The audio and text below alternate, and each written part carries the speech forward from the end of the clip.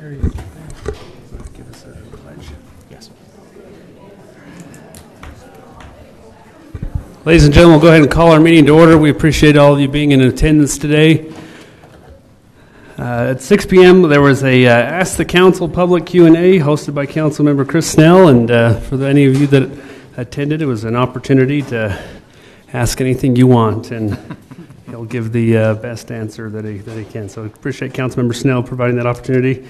Our agenda this evening calls for an opening, which I will provide, after which Councilmember Chris Snell, since he's already warmed up, will lead us in the Pledge of Allegiance. Our kind, gracious Father in heaven, as we gather here today as citizens of Kaysville, we express our appreciation for the wonderful community in which we live. We appreciate those who give so selflessly of their time to ensure our freedoms and to ensure that we're safe in this wonderful land and in our wonderful community. We're thankful for this wonderful staff and for our citizens who are engaged in the political process. And at this time, we ask Thee to please be with us this evening as we discuss the matters that are before the Kaysville City Council.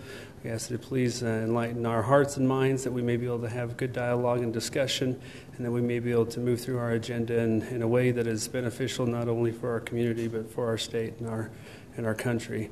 We ask Thee to please give a special blessing and watch over those who serve our community, both in our police and fire departments and other city personnel. May they know of our love and appreciation for them.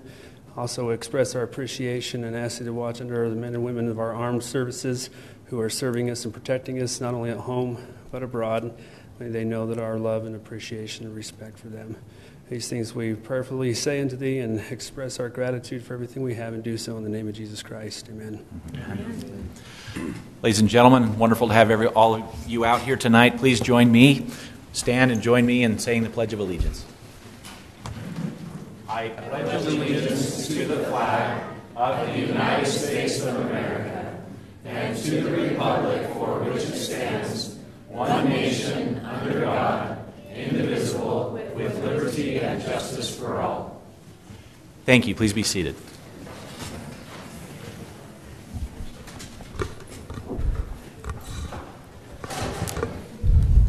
Well, ladies and gentlemen, before we start on tonight's agenda, we do have agendas available on the wall over here to your left. You're more than welcome to grab one and check off as we move through tonight's items. It does make the time go a little faster. Before we start on our agenda items, we'll have introductions. Jake Garn, City Council. Dave Adams. Susan Lee, City Council. Chris Snell, City Council. Larry Page, City Council. Shane Scott, City Manager. Maria Devereaux, City Recorder. Lyle Gibson, Community Development Staff. Thank you, everyone, for taking the time for introductions. We have a couple of items on our agenda that we're excited to take part in, and I am going to just switch this order ever so slightly.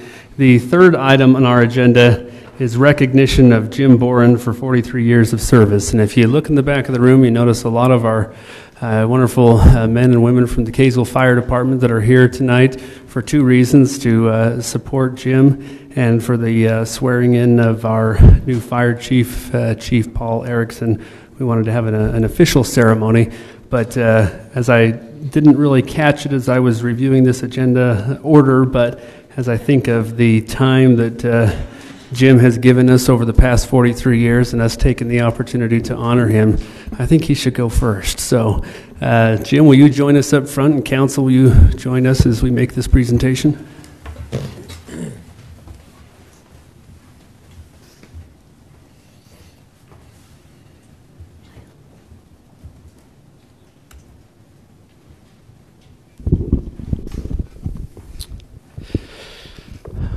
Well, firefighter Jim Boren has been with Kaysville City for 43 years, and he had an open house a couple of weeks ago that we weren't able to make it to. And so, as I was texting the chief, I said, I can't make it over there in time, but we would rather, what a better way to say thank you than to force someone to come to a city council meeting.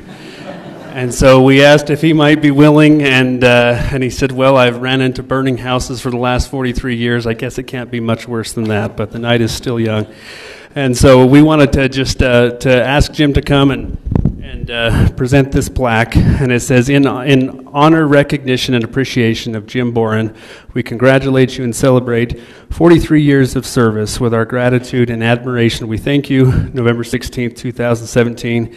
The citizens of Kaysville City, Mayor Steve Hyatt and council members Susan Lee, Chris Snell, Larry Page, Dave Adams, and Jake Garn. So thank you, Jim.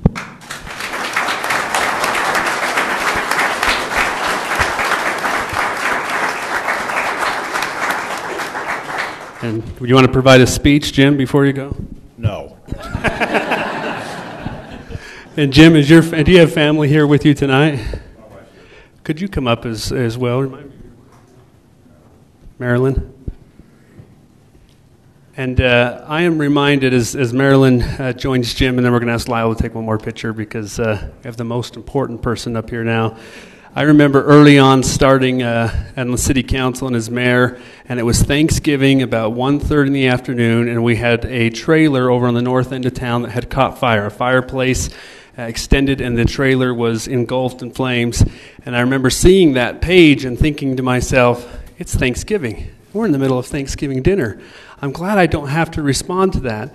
And then I thought for a second, I said, you know what, I think I'd really like to. And so I excused myself and drove over there and saw these wonderful firefighters right in the middle of Thanksgiving, leaving their turkey and gravy and mashed potatoes to go help someone in need. And in Kaysville, of course, throughout the entire state and country, but I think especially so in Kaysville, we have a tremendous group of firefighters who give their all. And it's an organization that when you can give 43 years, I think that says a lot, not only about the organization, but especially about the character of Jim and your lovely wife. And we appreciate you, and we appreciate your family for sharing you with us, because we realize it's been a lot of sleepless nights when you've been out and a lot of time away. So from a very grateful community, from the bottom of our hearts, we express our appreciation. Just want to say thank you. So thank you.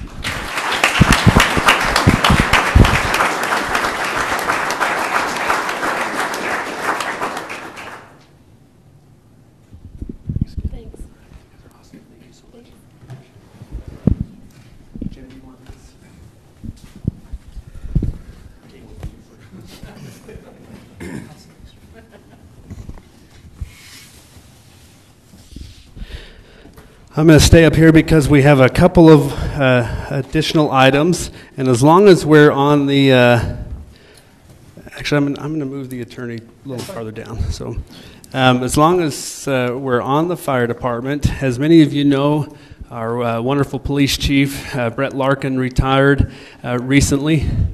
What did I say? Oh, it's terrible! Wow, that couldn't be worse. That's like one of the things I learned long ago. Don't mix the two.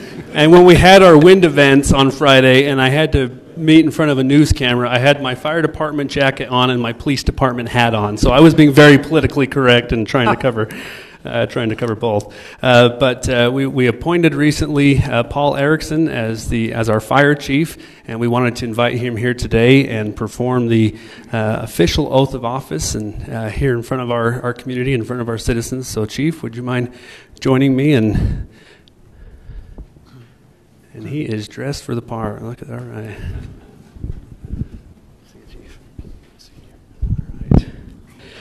All right. I'll have you face the audience and raise your right hand. I, Paul Erickson. Do solemnly swear. That I will support and obey.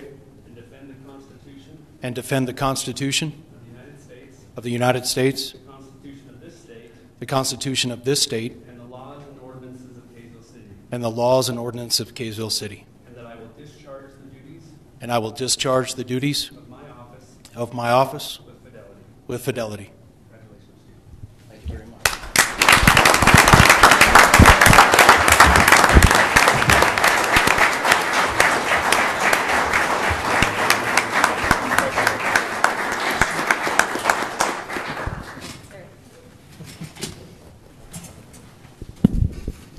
Do you want him to sign this, Chief, before you go? Or is that something we do afterwards? No, you should do it now. Do it now. You don't want to get sideways with the city recorder.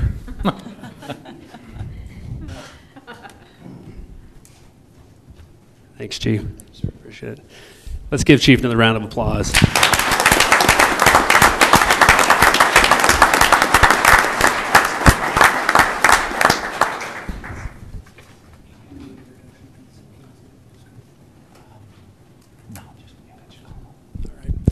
We're going to, since we're moving around the agenda, and I just want to say one more thing about Chief Erickson is, you may or may not know, Chief Erickson comes to us. He was served for several years as the fire chief at Hill Air Force Base. And through my associations as mayor, I've come to know the wing commanders and the installation commander at Hill Air Force Base. And she sent me a message, and I just have to say, Colonel Hammerstedt sent me a note and said, Mayor, I can't believe you're stealing our fire chief. I am so mad, and I actually cried when he told me that he was leaving. So we've got a great leader, and I think we know that you'll do a wonderful job in leading these wonderful men and women in our fire department. We, again, welcome you and congratulate you on this position, Chief. Thank you very much. All right, ladies and gentlemen, we're going to move now to the oath of office for our Youth City Council. So we have with us members of our Youth City Council. If you'll all stand, and maybe if you could just come up here and stand shoulder to shoulder, we'll do the oath of office. But I'm going to hand you the microphone and have each of you introduce yourselves.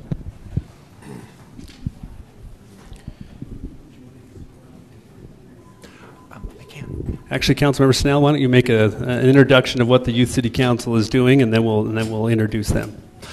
You bet, Mayor. Thank you. It's great to see this crew all together. The Youth City Council is responsible primarily for conducting service projects in our community, and this, as you can see, is a wonderful crop of the cream of the crop, really, of students, of youth here in Kaysville City. We try to keep it to the high school age so that they can transport themselves and get around to the various activities that we do. I certainly want to introduce our Youth City Council Mayor, Emma Francis, right here on the right. Emma, go ahead and raise your hand. There you go. Emma is our youth mayor, and the rest of the members of the council, we've got them split into different committees, and they conduct different, have different responsibilities and different things that they do. But again, their primary focus is on providing service in our community. I won't go into all the different service projects that they get involved in, but they do a number of them all throughout the year. They are a wonderful youth. They represent, like I said, the cream of the crop, and it's a wonderful opportunity for Councilmember Garn and I both to work with them. Also at the back of the room is Linda Francis, who is a citizen, a volunteer who's involved, and Linda, you should come up here too and join this crew. Oh, come on. Anyway, Linda helps, marshal the resources and herd the cats a little bit to try to get everybody all together. But it's a wonderful opportunity for these youth to learn what city government does and to participate in a kind of a micro council scenario where they get to learn what the council does, how city government operates, and of course provide service for the community. Mayor, if I may add just a brief word too, that you often think of, I'm just amazed how great this group is and how many different projects they're involved in this year, and that's all been them. I mean, they take responsibility, and the thought came to me, sometimes we think of the future leaders of our community, but they're leaders in our community right now, today. They're doing meaningful service, and they're a real example to all of us. Thank you. Thank you, Councilmember Garn, Councilmember Snell, for all of your service with the Youth City Council. Before we perform the oath of office, we'll ask you to each introduce yourselves. My name is Emma Francis. I'm Abby Hassler. Emily Alvord. Mitchell Harding. Kyla Essex. Camille Jepson. Rebecca Isertel. Aiden Romney. Calvin Stinger. Coleman Stinger. Anna Thompson. Well, ladies and gentlemen of the Youth City Council, we appreciate your willingness to serve to give back to your community.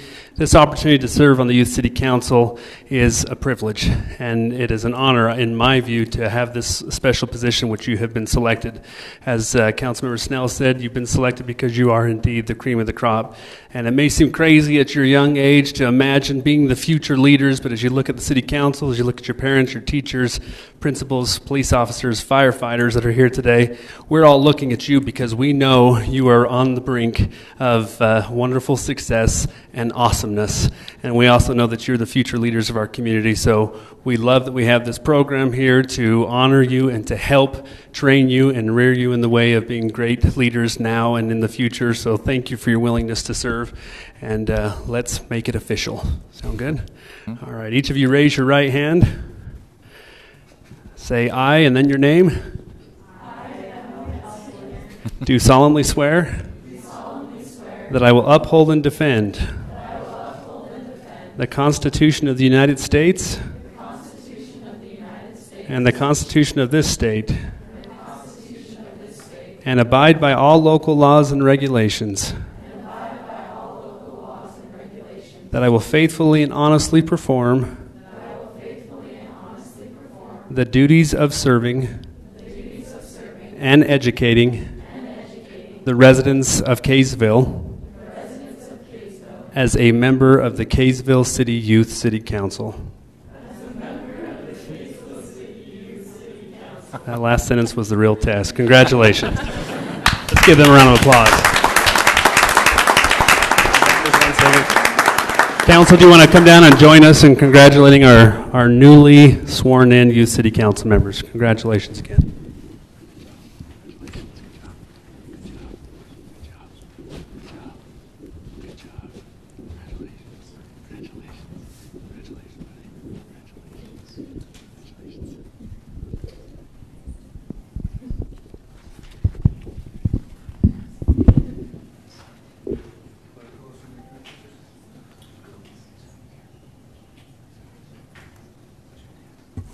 And we're going to make you pose for a quick group picture. Council, if you want to line up on both sides, we'll take a picture.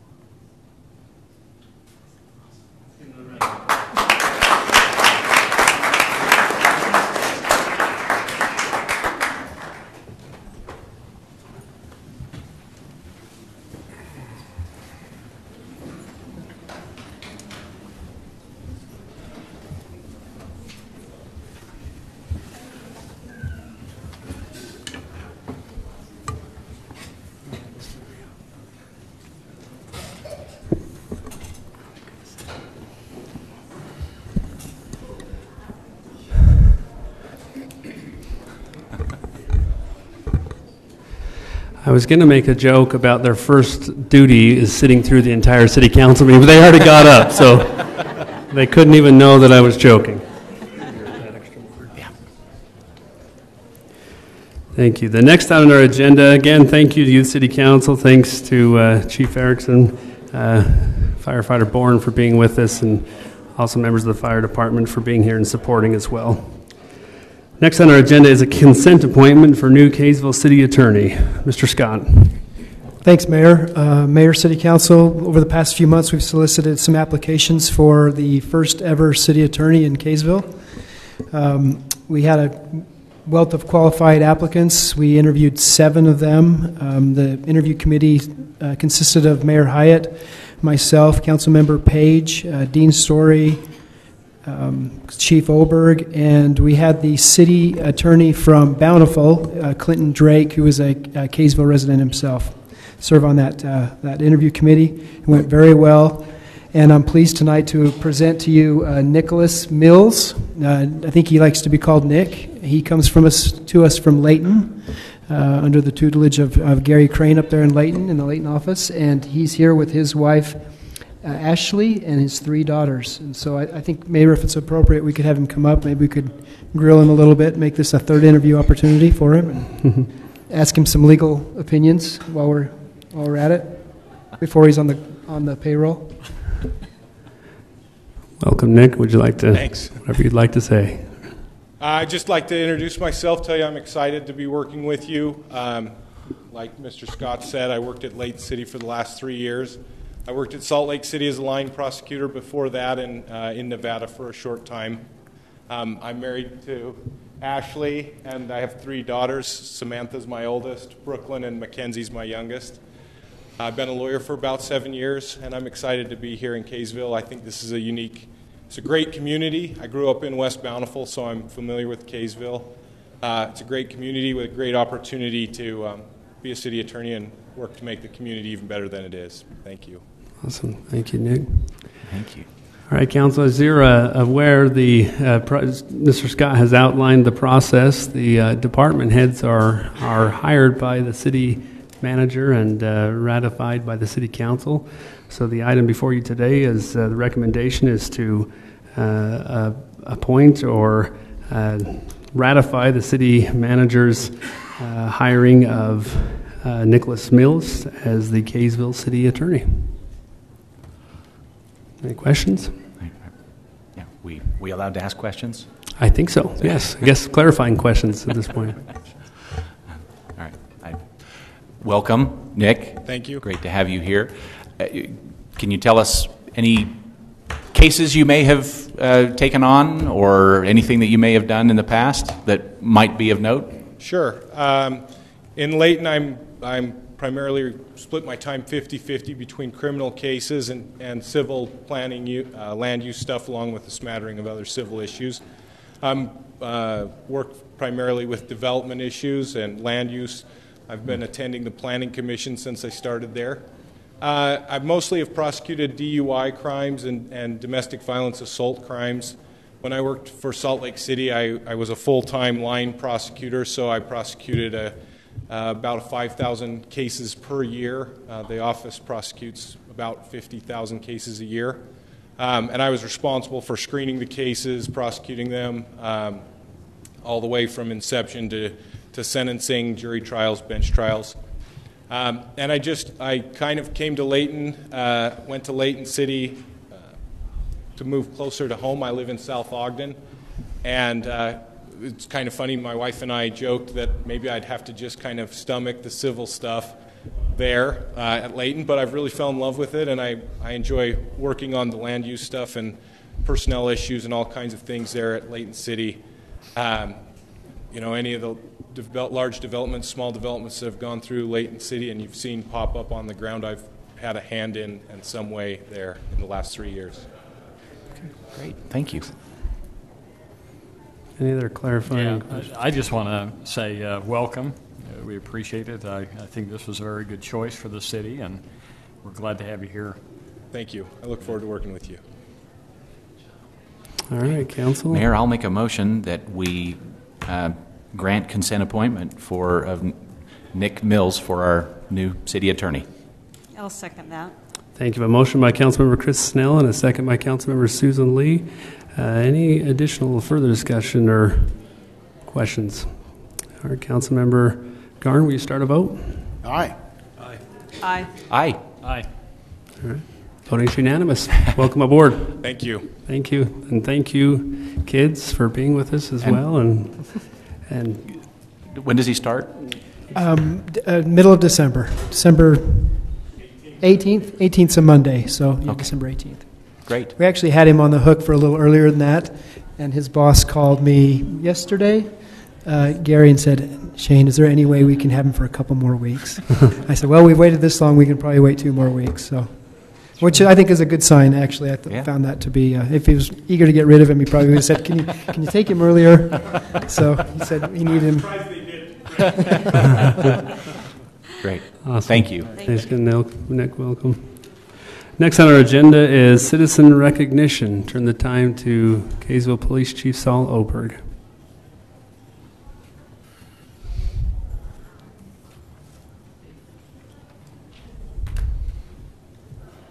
Good evening, Mayor, members of the City Council. I'm Chief Saul Oberg. I'm not quite retired, still here, but I'd like to introduce you to one of our fine citizens, David Nelson.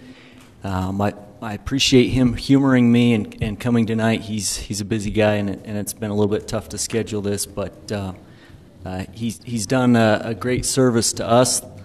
Last meeting, we talked a little bit about our community partnerships and how important they are to our success as a police department. And if you remember last time, I was up here talking about the status of the police department. We talked about some of our crime trends that we experienced, and one of those that we spent some time on was vehicle burglaries, vehicle break-ins, and the crimes that result from that. And since we spoke, that trend had continued, and really it's just giving me fits. Every morning I'd walk in and see that we had a couple more break-ins. And I came in one morning, and to my surprise, we'd actually caught somebody. And I was telling the officers, bring me whoever is responsible for this so we could throw a parade for him, because we finally got this guy that's been basically just picking the city apart. And in going over this, we really couldn't have caught this guy without David Nelson's help. So I'll read you a little bit of what this plaque says that I'd like to present him tonight. It's a Citizen Service Award. The Kaysville Police Department recognizes David Nelson for his help in the apprehension of a burglary suspect, the recovery of stolen property, and the successful resolution of numerous theft cases. On December 26, 2017, at 0550 hours, David Nelson located and confronted a suspicious person he found in his vehicle. The suspect fled the scene, and Mr. Nelson chased him on foot while simultaneously calling 911. Through Mr. Nelson's actions, officers were able to apprehend the suspect, who had recently been released from prison. Ultimately, the apprehension led to the recovery of nearly 100 stolen items, including a loaded handgun, and the successful resolution of numerous theft and burglary cases. The decisive actions and initiative exhibited by David Nelson are a credit to himself and exemplify the police-community partnership that makes Kaysville City Utah's hometown. Congratulations.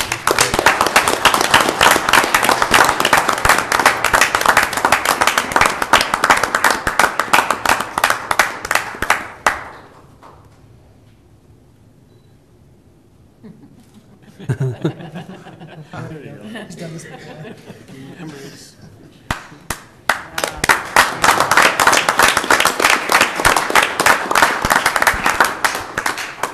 That's all I have, unless you guys want to make him give a speech like the last one. Yeah, please. Without their help before, because I only get part of it. They're the ones that finished it off, so it's a team effort. I appreciate it. Nicely said. Thank you very much. Let's give another round of applause.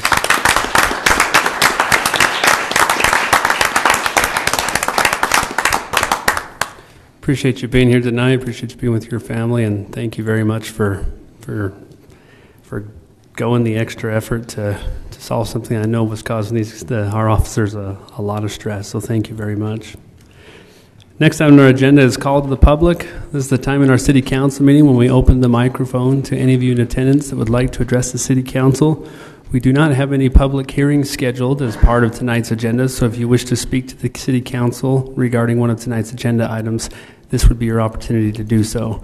You're not limited to tonight's agenda items at Call to the Public, so you're welcome to speak on any item or anything that you'd like to give feedback to the City Council on. We do ask that you keep your comments limited to 3 minutes. Our city recorder does keep track of time, and when you hear that not so subtle beeping, that's an indication that your time has expired. We'd ask you to wrap up your comments. So with that, we'll open call to the public.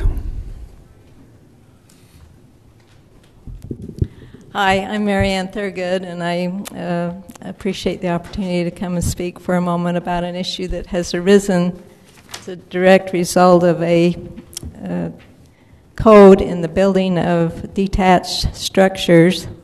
I believe it was in January that the commission, planning commission, and then the city council reviewed this.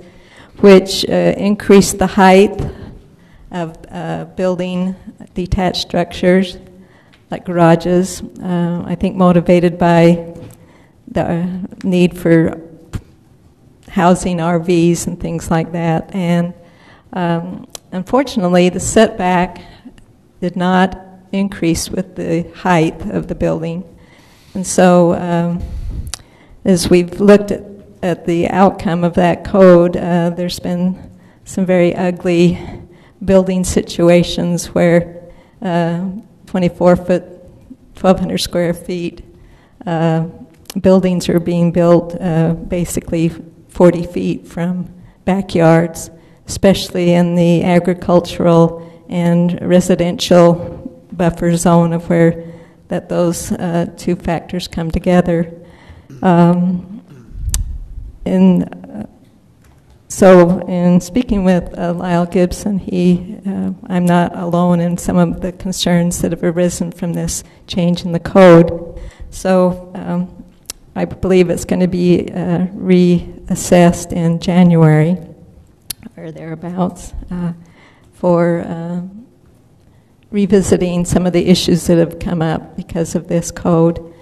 I would definitely like to see that change, especially the setback ramification of having a 24-foot structure, 5 feet from a back fence. Also, as part of that update too, I would like to see a moratorium placed upon specific buildings at that code height.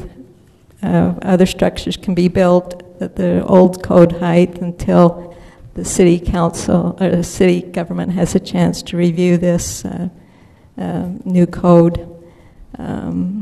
Again, there's been some ugly interface between the agricultural farming community with the growth out in West Kaysville and the residential and some of the buildings that have come up in that area.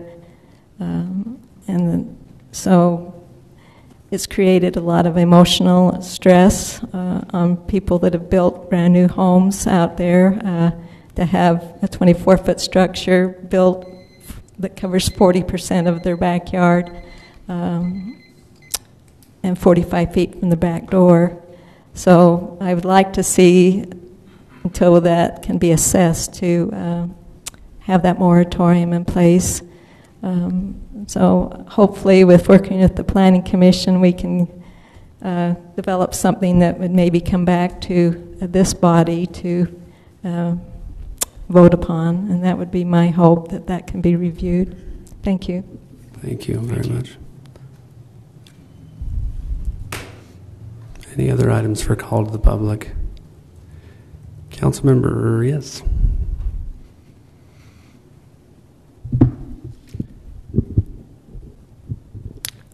Hello, my name is Bronson Smith. I have some questions about the Pioneer Park that they are currently building on Angel Street, on South Angel Street.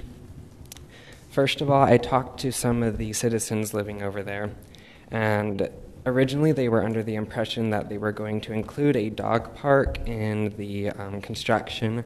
I don't know if that's still on the agenda, but it looks like we already have the funds apportioned for that, and so I don't know if that's still an option. However, it seems like a lot of citizens are angry that that might not be on the agenda for that construction anymore. And furthermore, a lot of citizens expressed concern about the baseball diamonds. They thought, as far as I know, they're building baseball diamonds over there, and they thought that a soccer field would be a better fit. So if it's possible, I'm wondering if the land apportioned there is suitable for a soccer field when needed, or if not. And furthermore, on Angel Street, that South Angel Street, there is about 4,000 feet from the roundabout in front of Snowhorse Elementary until the turn onto Western Drive there. And the locals have dubbed it Speed Street because people do tend to drive very fast on that street. And I know from experience, both personal and not, that many youth will quote, baptize their car on that road, and for the purpose of this council, that is exceeding 100 miles per hour on that road, which is obviously very dangerous.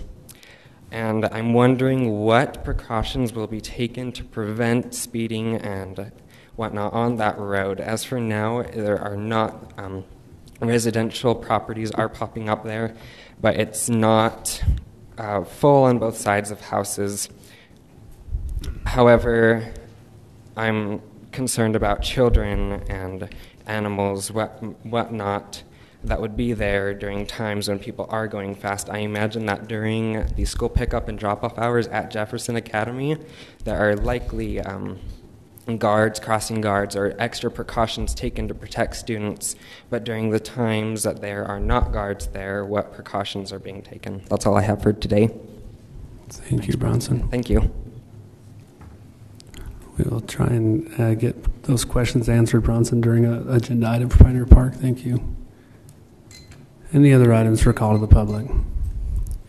And Ms. Thurgood, your questions as well. Councilmember Page is assigned, works with community development. I'm not sure if that'll change after the first of the year, if Mayor-elect Witt works with the council members and changes assignment. Right now, he is that liaison, and we'll ask him to coordinate with you and staff and see what the appropriate steps may be to address your concern. So thank you very much. Next on our agenda, we'll close call to the public. Next on our agenda, number 7, is declaration of any conflicts of interest. We, a few months ago, started adding to the agenda an opportunity for council members and staff as we review tonight's agenda items. If you see any potential conflicts of interest, we would ask that those be declared at this time. Hearing none, we'll move to the next on our agenda, number 8, award of bids for construction of Pioneer Park. Turn the time to Justin Primhall from our Parks and Recreation Department, Parks Department. Thank you, Mayor. Hello, Council. It's my honor to be here as part of the Parks and Recreation Department to explain a little bit about the Pioneer Park process and to move forward with recommendations for awarding our bid. Just a little bit of background on this project and the design phase we went through. We have a committee formed of 8 citizens, just volunteer citizens, great people that came out, brought their ideas, and as well as 3 employees and a city council member.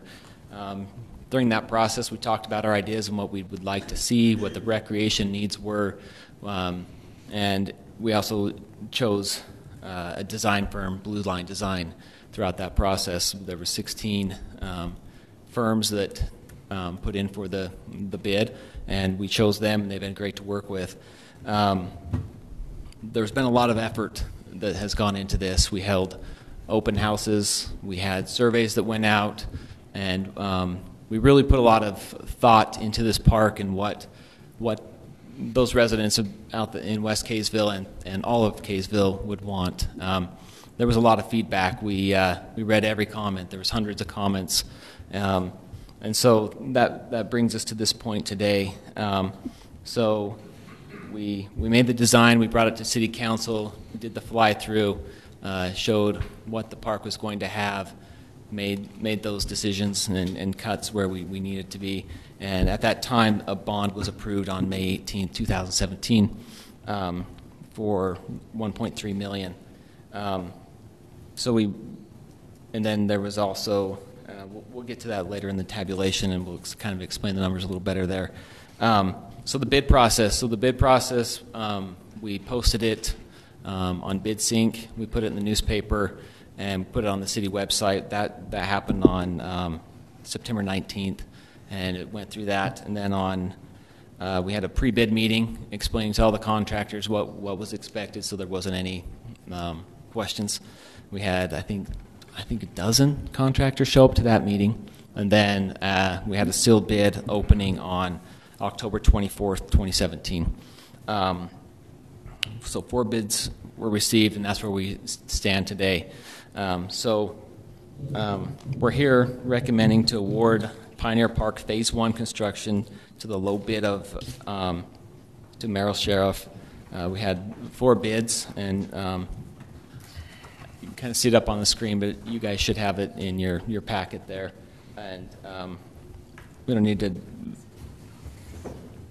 So they were the apparent low bid of at $1.36,593,000.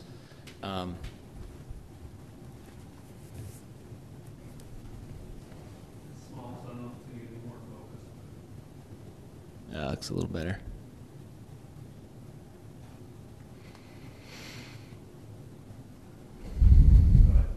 Okay. So anyway, that was their base bid, and we also had some bid alternates included in there as well.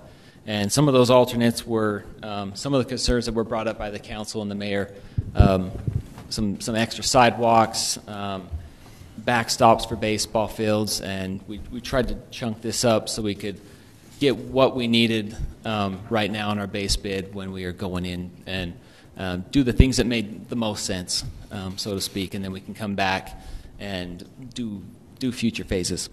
So it was after looking at the bid alternates, if we go down to so highlighted in yellow, we felt that we really needed to do alternate 1A, 1B, and 1C. And if you look on your map, on the page we provided, those 1A, 1B, and 1C would complete the sidewalks here, where it's all dotted in, and that would create the full loop and tie it in with the sidewalk out here on Angel Street in here, and then tie it back into the subdivision next door. So some of the other items on there, we felt like the backstops here, they came in at $52,000. We felt like that was an item that the city could do later. We could construct the park and do that, put those in later at a lower cost on our own. So with those recommendations of adding those alternates, that would bring the total base bid to $1,413,004.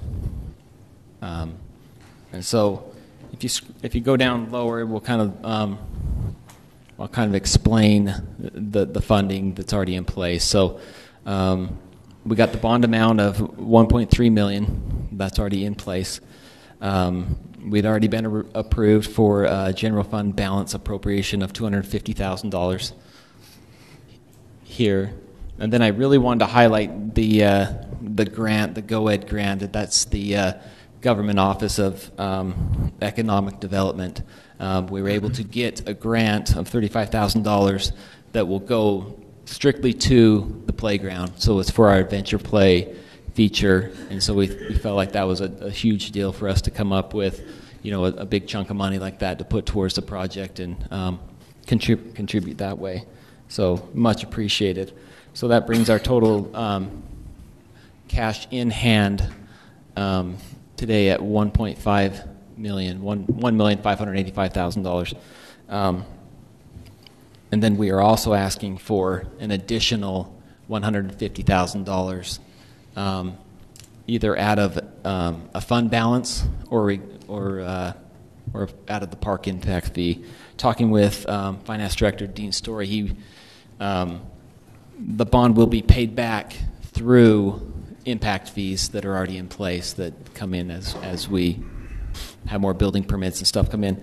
And there is money in there, but he wants to keep 2 years payment to make that payment for a rainy day. And so his request would be that we do an additional fund balance request of $150,000, which would bring our grand project total to $1,735,000.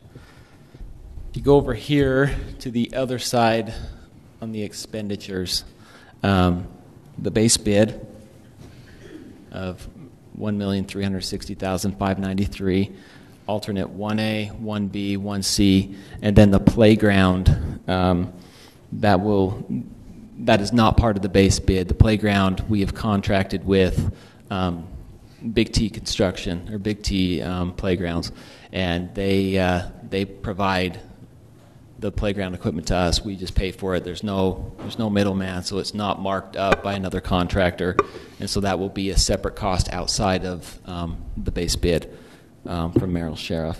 So, and then so that would bring the construction total to $1,713,004, and then later, so the completion date given would be June 30th of 2018, and so we would start the landscaping and irrigation.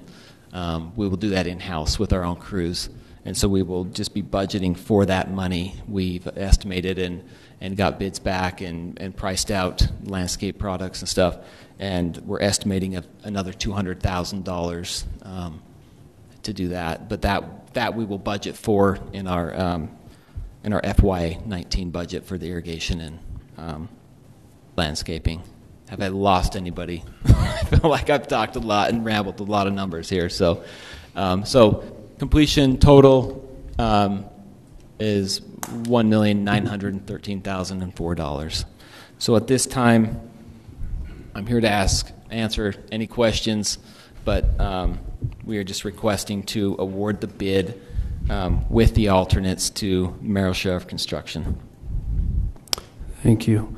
Council, this is, well, actually, it's not your opportunity. If one of you would like to make, per our rules of procedure, if one of you would like to make a motion on this item, then we can, no, we can do clarifying questions first. All right, still not used to that. So, Council, any clarifying questions?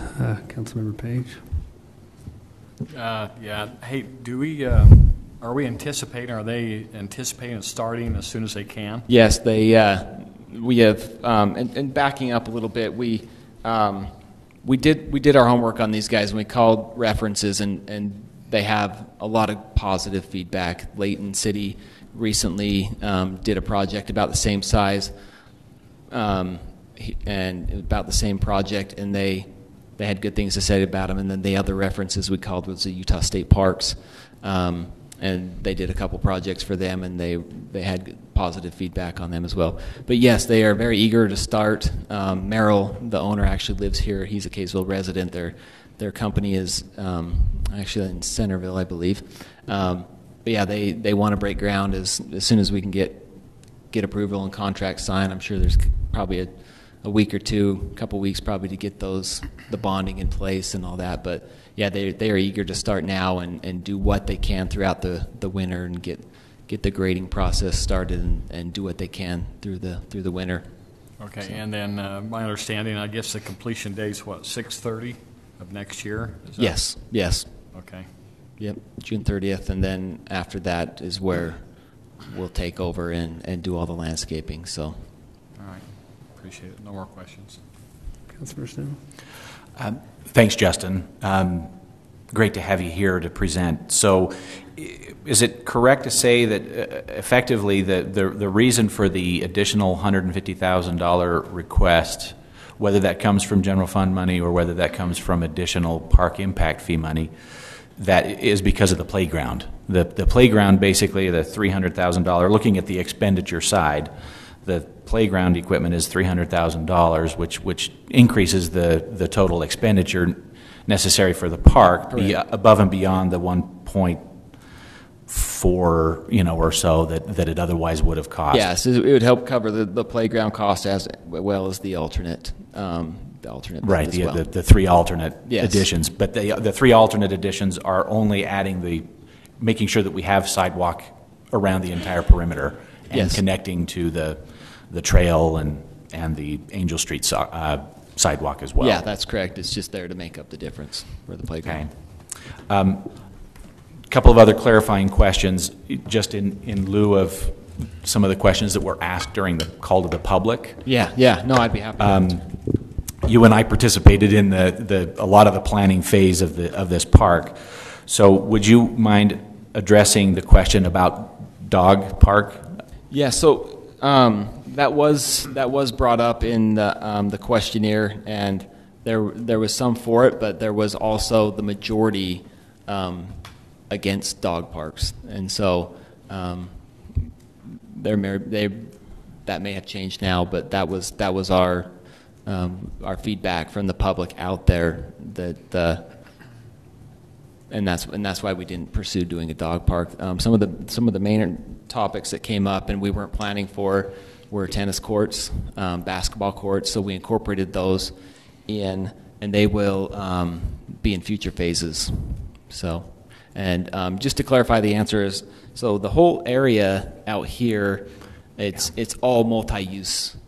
It'll be just a big grass square that will be used for baseball in the future, but our intent would be to leave it wide open. That's why we positioned these where they're at, so we could utilize the whole park. So yes, it'll be soccer, lacrosse, flag football, you name it, and because that's where we're lacking. We're lacking just on mass open space that you can stick a team out to practice or a team to play or paint it up for games or what. That's what we are lacking. Is so. Hopefully that answers the questions here. Okay. Thank you, Justin. I just maybe one. Actually, thanks for Councilmember Snell for this. Might be a clarifying question. I don't know, Shane, if you're prepared to answer it, but the recommendation to appropriate an additional $150,000 from the general fund so that we can have keep a fund balance in the park impact fee fund to have at least 2 years worth of payments.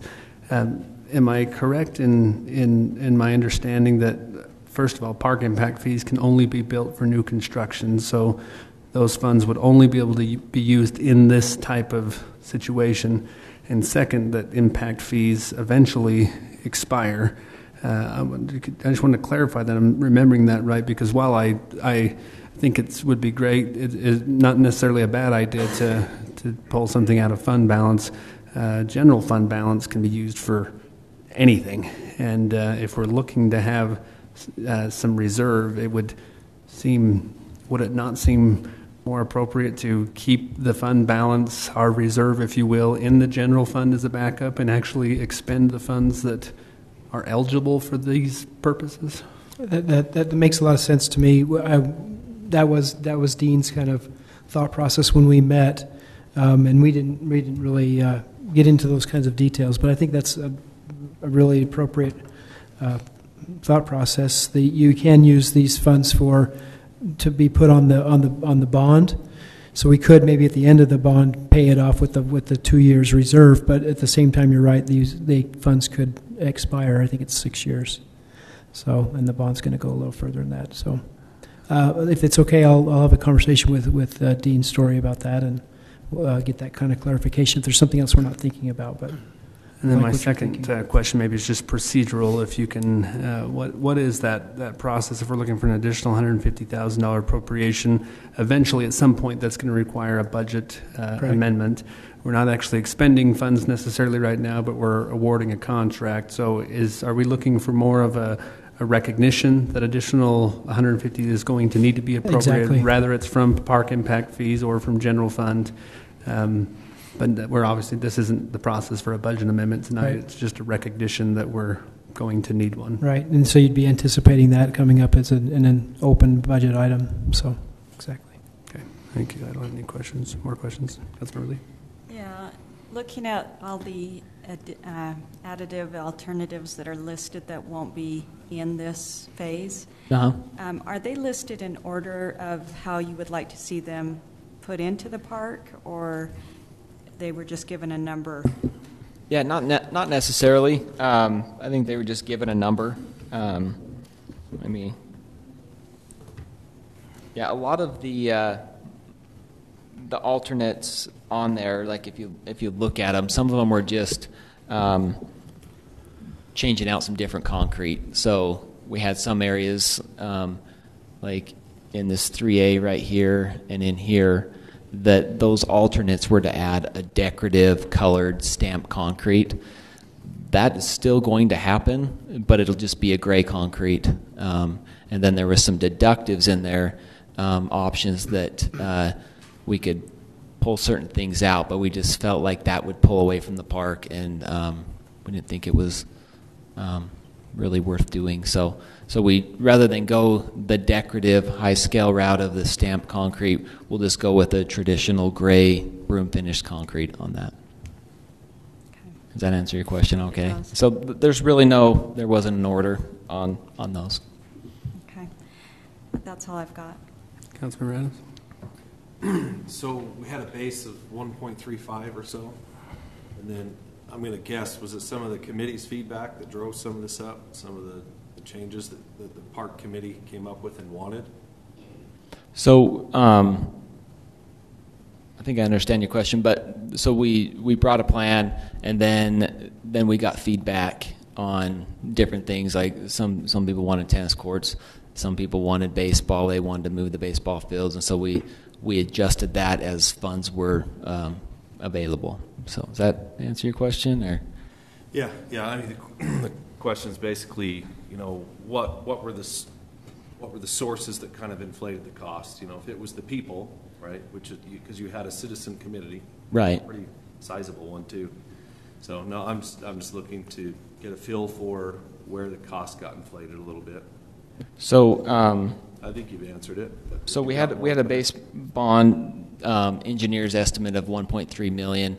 We brought that here, and then we decided after some feedback from the council that we wanted to do some of that additional sidewalk and loop. So we felt like $250,000 would probably cover some of that, and then just the cost of construction has just gone up since then. So the estimate was probably off just a little bit, and so that inflated the cost of the cost of doing business has just gone up. So yeah, I would only add, as far as we're talking about, the $150,000 or any component that would come from the general fund, personally I'd rather see any general fund money going to a higher priority, which is roads and infrastructure.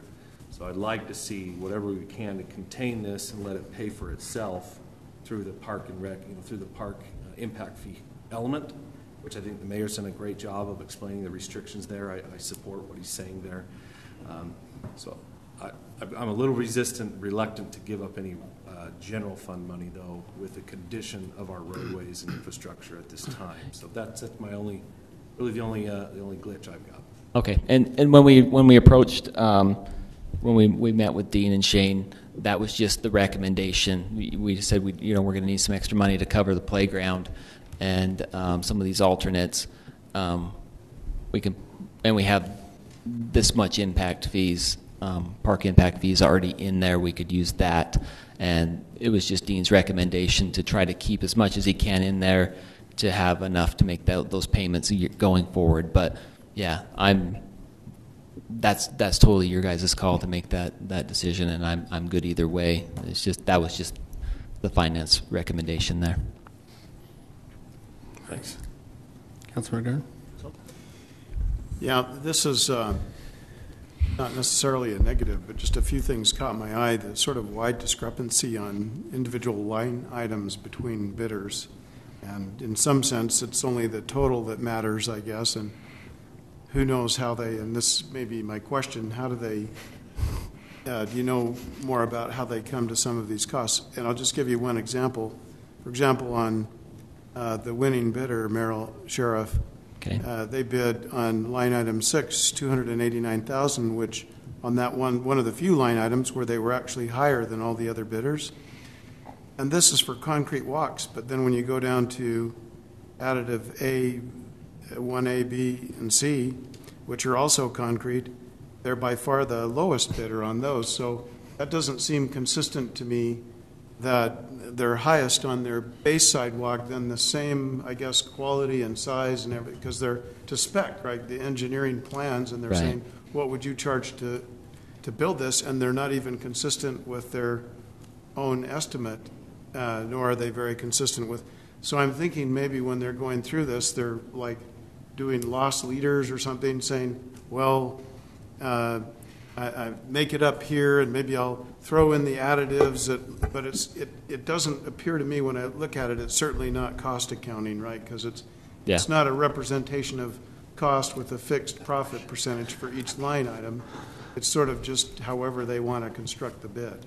Yeah, and that question I couldn't answer. I don't know how they bid it, because if you go up a few other items late, they're super low versus some of the others. I don't know if it's just that's their niche in certain areas, and and maybe their alternates were quite a bit lower because they were banking on us moving forward with doing that concrete, and they figured, hey, we're already on the job, the forms of the crew, they're there, and if we get it, we're already on the job, so we can therefore bid it a little less. I don't know, but it's always interesting to open these bids and look at everybody's line items and look at how different they are. It's probably one of the more fun things to do for me, just because everyone's different, and because they were the low bid at $1.3 million, but then you got a $2 million bid on the high end, so it's just I think you just answered the question, though. When they're thinking about it, they're making a lot of judgment calls and value judgments and everything. They're not necessarily taking a scientific cost-based approach to how they generate the bid. Yeah. Okay, thank you. Yeah, good question. Thank you. All right, we've had our opportunity for clarifying questions. A welcome motion from the council. Yeah, I will make a motion that we award the contract for the construction of Pioneer Park to the low bid of Merrill Sheriff Construction, adding in, as staff has recommended, additives 1A, 1B, and 1C, as outlined in the packet. I'll second. Thank you. A motion by Councilmember Snell and a second by Councilmember Garn as outlined. Just point of clarification, do you want to give any guidance on recognizing the 150 and maybe the source of those funds as part of that motion? Yes, sorry. As part of the motion, I guess I'll amend that motion to indicate that I would recommend, or I'll make the motion that the extra $150,000 come from park impact fees. Amendment accepted by the second. Thank you. We have a motion and an amended motion by Councilmember Snell and a second, and then a second again by Councilmember Garn as outlined. Council, this is your opportunity to share additional thoughts. We'll start with Councilmember Garn, and you have 5 minutes. Well, this is great. I just make a general comment that it's nice to see this process that comes in pretty close. Some of the other bids would have been, to Councilmember Adams' point, would have been above what was budgeted. So it's nice to see the low and responsible bid come in where it did, and it's wonderful to have an addition. It's hard to calculate. Some things are maybe a little more objective that a city does. Their services, their hard services, they're essential.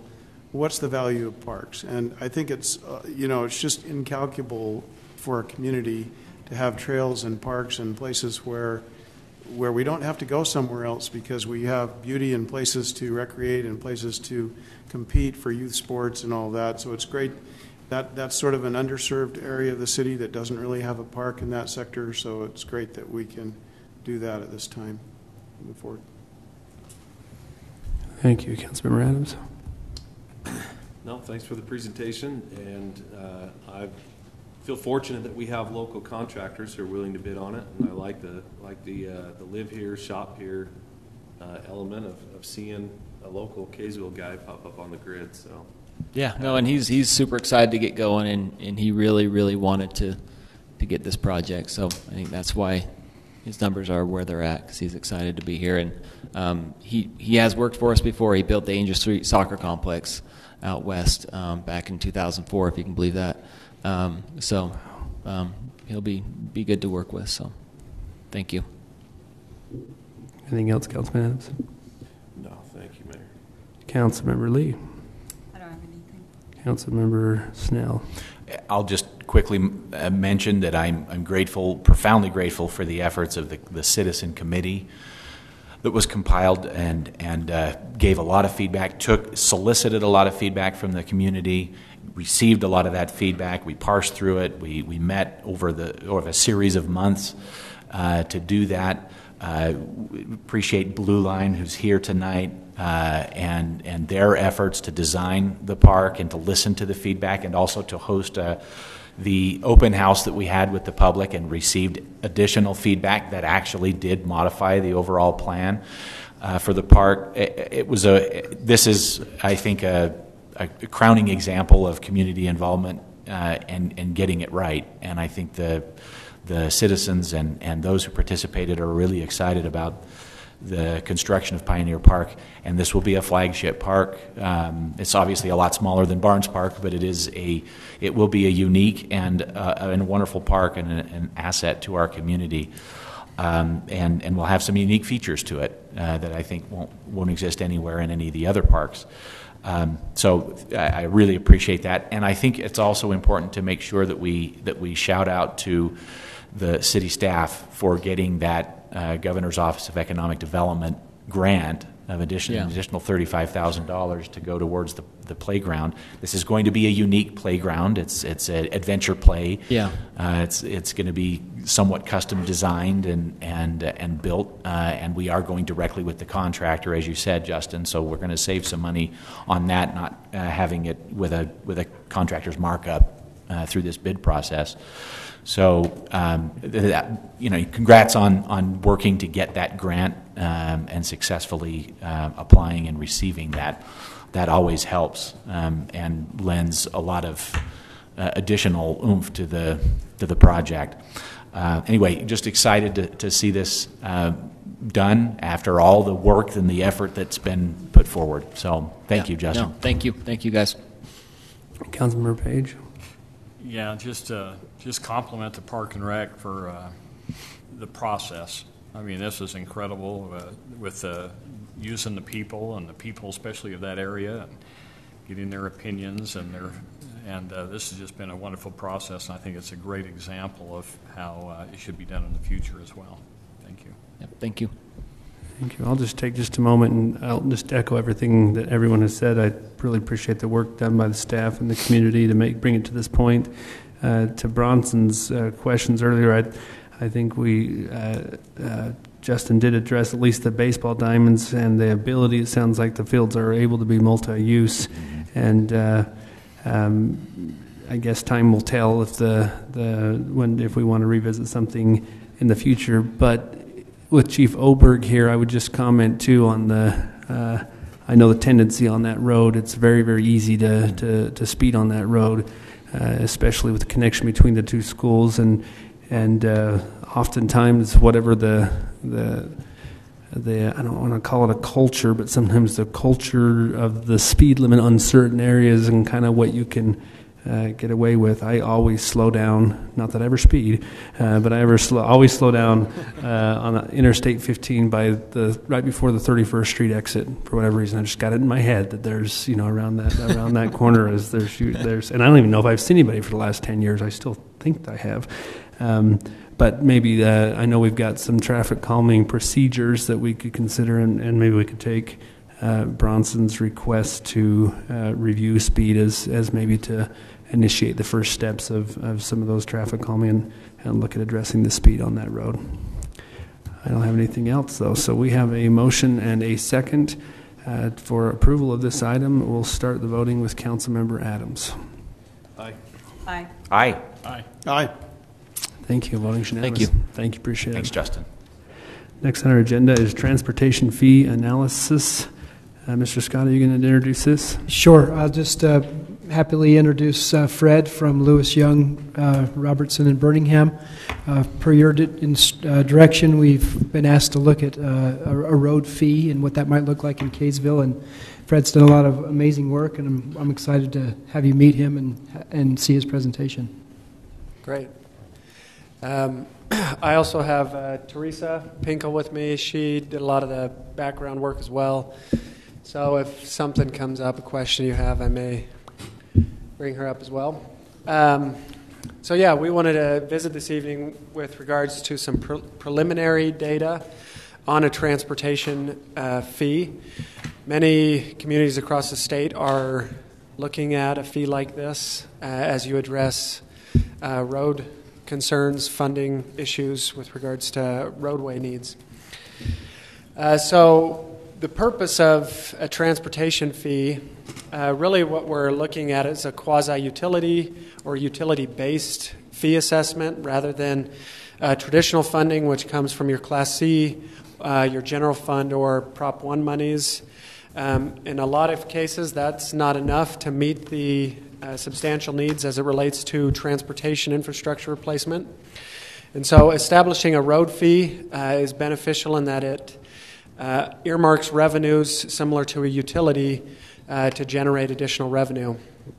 So for our analysis, we're assuming a need to generate another $2 million of revenue. That number comes from information provided by city staff with regards to your roads assessment and the needs, and looking at those needs on an annual basis relative to replacing your existing roadway infrastructure, while considering the existing revenues that you have in place for transportation infrastructure funding. So this is in addition to your existing revenues, we need another $2 million. When we look at the individual fee categories, we're looking at a single-family and multi-family fee assessment per unit, and then non-residential fees are assessed per business license in this analysis. There's alternatives to that methodology. You can look at assessing a fee per 1,000 square feet. The challenge with that is then you typically have a unique fee for every business category within your city, whereas assessing it per business fee is it averages that fee per business rather than a unique fee for every business in the city. So what we do is we look at assigning a transportation category to each business license within the city. We then look at square footage data. The challenge there is, you have some businesses that are in a single structure where other businesses may be in a strip location where you have several different types of businesses in a single building.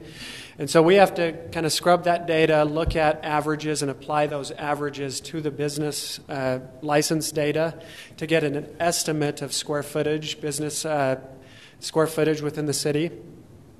So it's not perfect. We are using some averaging there. We try to remove outliers, so where you see large square footage for a single parcel, that may indicate a strip mall, and so we try to average that out. We then look at trip calculation by business type using that square footage, and then looking at average daily trips based on the ITE manual. It's the Institute of Traffic Engineers. They assign an average daily trip per land use type when we apply those multipliers to that analysis to get at total trips for each business class within our analysis. We then look at proportionality there, so we take the percentage of trips for each of the business classes and then multiply that percent of trips by the $2 million, and that allocates their piece of the pie, so to speak. So that business group will cover a certain percentage, and then we do a process of division and look at that allocation based on the number of licenses within that class. And we'll show you what that looks like in a little bit. As I mentioned, the fees are broken out by residential, looking at single-family, multifamily, and then we show you a combined if you choose to adopt a uniform fee for all residential, which some entities have done that. And then we look at your non-residential based on the volume of trips, looking at less than or equal to 10 trips as that bottom tier, all the way up to greater than 100 average daily trips. And then we've broken out your supermarket as a separate category. Typically, they share a larger percentage of those trips due to their size and overall trip volume. So we break those out. What's important to note here is this is our methodology looking at other types of fees across the state, but you have flexibility to expand or contract these groupings as you see fit. The challenge with contracting these and creating, for example, a combined residential is that then averages a high and a low, and you have an average there. And similar with your non-residential, the more you bring those together, it averages all of those fees together. So having this dichotomy here helps for some equity within the fee structure. We also have a public use category, which will include schools, churches, and those types of things. This table here illustrates the types of businesses that fall within those groupings. So your 10 or less trips, you have dry cleaners, storage warehouse, multi-purpose, recreation facility, group care home, mini lube, your barber shop. So typically those smaller per unit square footage type of businesses. However, that's not always the case. In some cases, you have small buildings that generate a lot of trips. For example, convenience stores or restaurants typically generate a large volume of trips per square foot just by the nature of those businesses. So you can see in that larger category, fast food restaurants and convenience stores round out that larger ADT category. Alrighty, so this is the data. The top part of this table shows the residential category.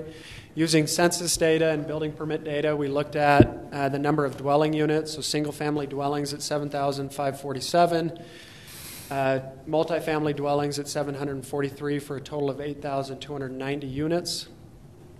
And then the bottom part of this table shows the commercial categories, the business license totals there with 205 in that smallest tier. And you can see the larger tiers, the number of businesses decrease as you get into those larger trip generators. And then we compare that also to the thousands per 1,000 square feet. So that first category is actually 1,000,007 square feet, but trips are evaluated based on the per 1,000 square feet. So it's 1,741 units for that category there. And then you can see there at the bottom, the public use. We looked at 57 types of units. That's the schools, churches, those types of establishments, and the square footage of those public use facilities. So how we get at this data, again, is we had to scrub multiple data sets. We look at your parcel data, averaging, and also your business license data to get populate this data. So from that, we calculate the average daily trips and then look at percent of total trips that are generated across the city. So you can see your single-family dwellings generate 36,114 average daily trips for 35.4% of the total demand within the city. Taking that $2 million times the 35% gets us the estimated annual cost to that category within our fee structure. Then you divide that by the number of units, in this case housing units, single-family housing units, gets us our annual fee per unit or per license at $93.75. And then you break that out per month. It's a monthly fee of $7.81. And we do that for each of the categories there to calculate that monthly fee. And you can see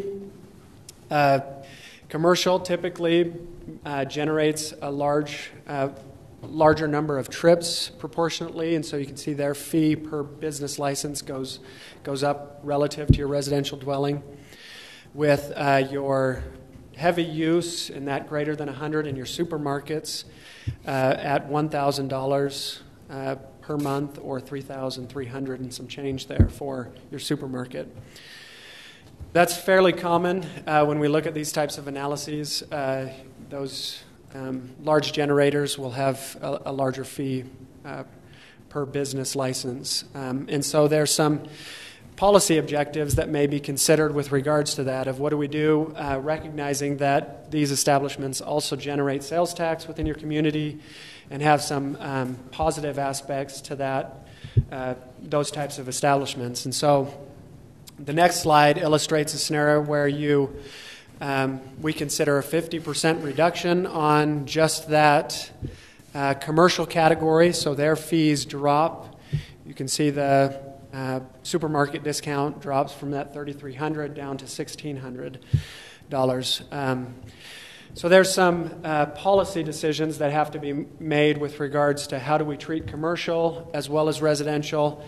What's important to note here is just like impact fees, what's this analysis needs to consider is proportionality. So what we don't want to have happen is if a credit or a discount is given to one group, that we don't make another group make that up. Because there could be some concern with that other business group or that residential group saying, hey, wait a minute, why am I subsidizing that other business group? Now, there's no statute that says you cannot do that, but from a methodology recommendation, we recommend that that adjustment be applied where necessary, but it not be made up by another category within this analysis.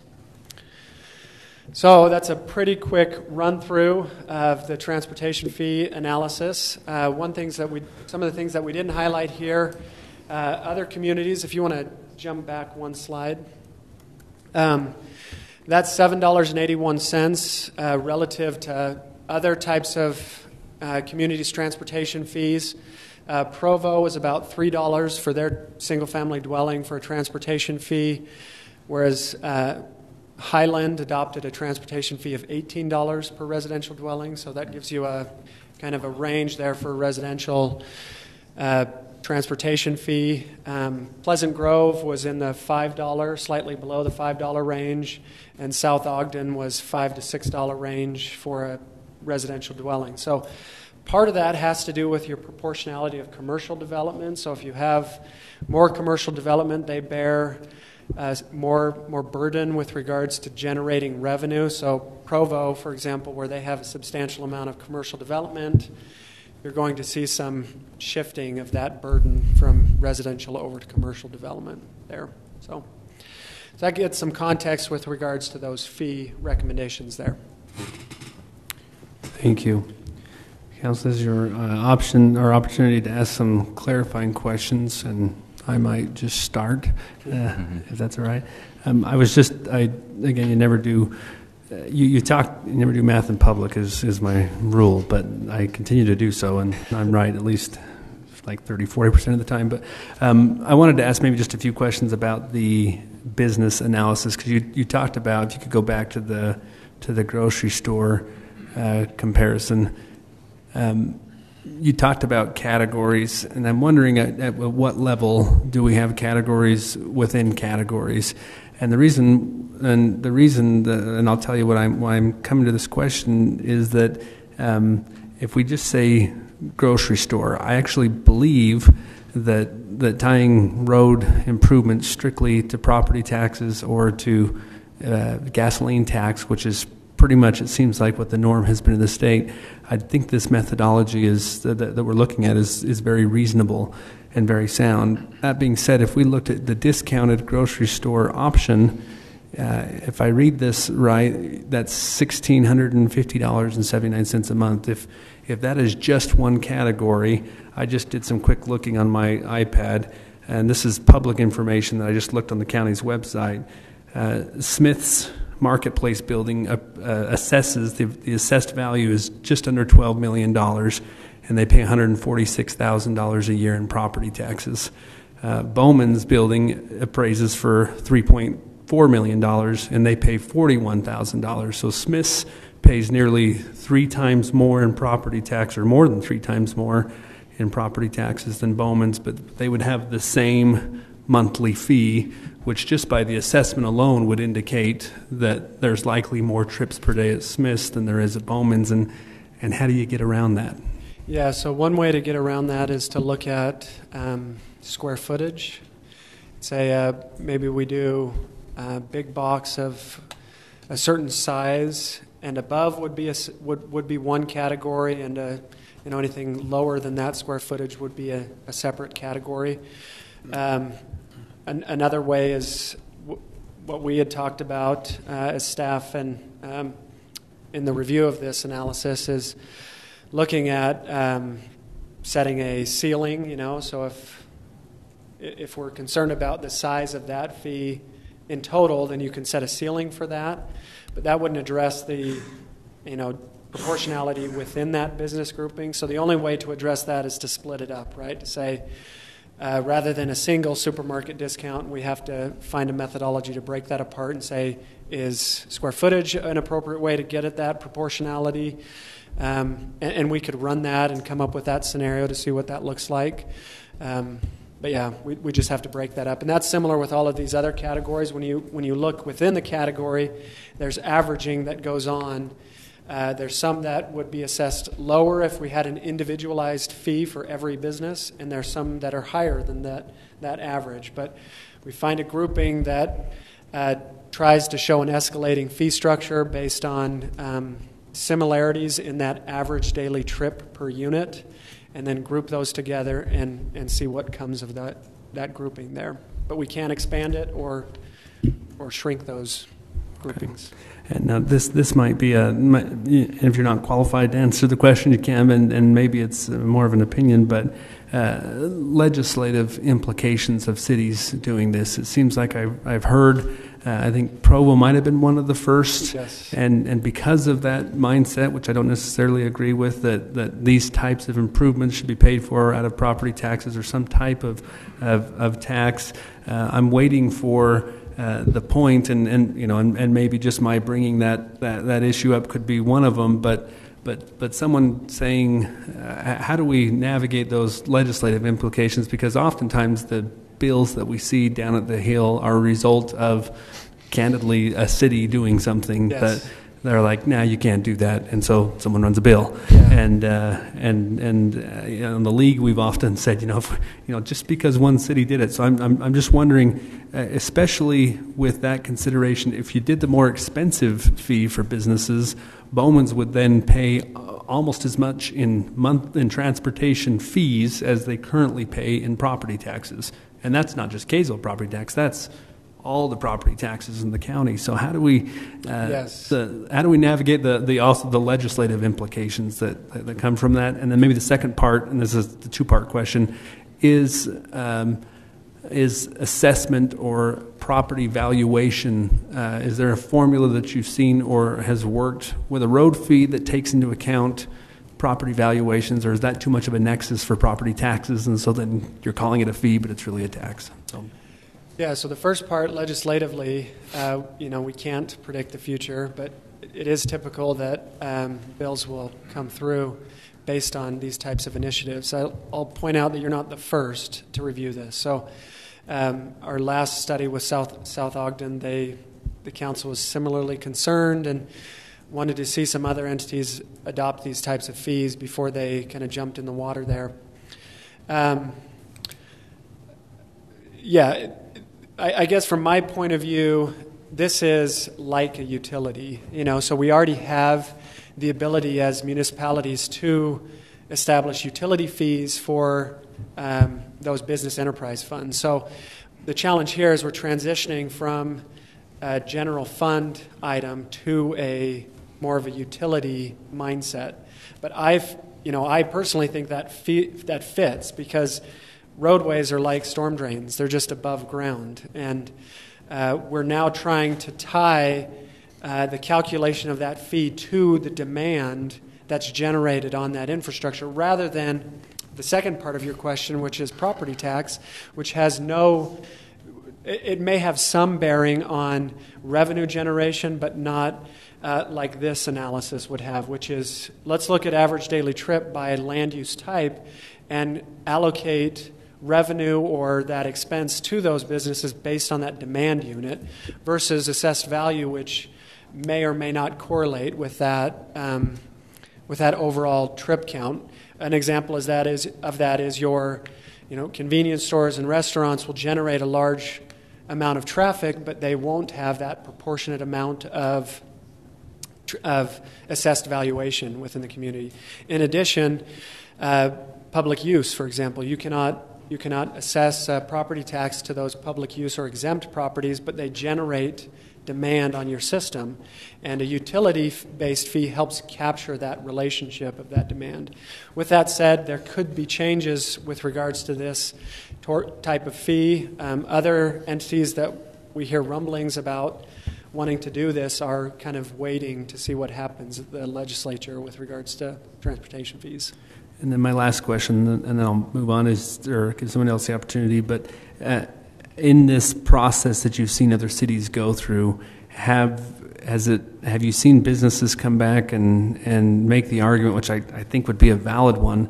You know, I shop at Bowman's. We're part of Bowman's Bonus, so they know my name and they know what I buy.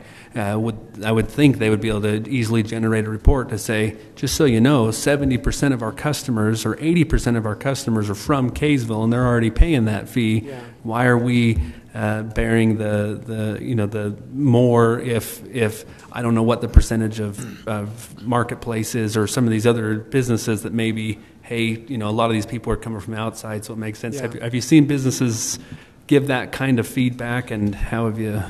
Yeah, so not as much here because this is new, right? So, but I can envision that happening. We do business license studies, business license fee studies, and businesses have come in with that same argument as entities have looked to increase those business license fees, especially the disproportionate fee. That's that fee assessment you can tag on there for public safety services where you have disproportionate.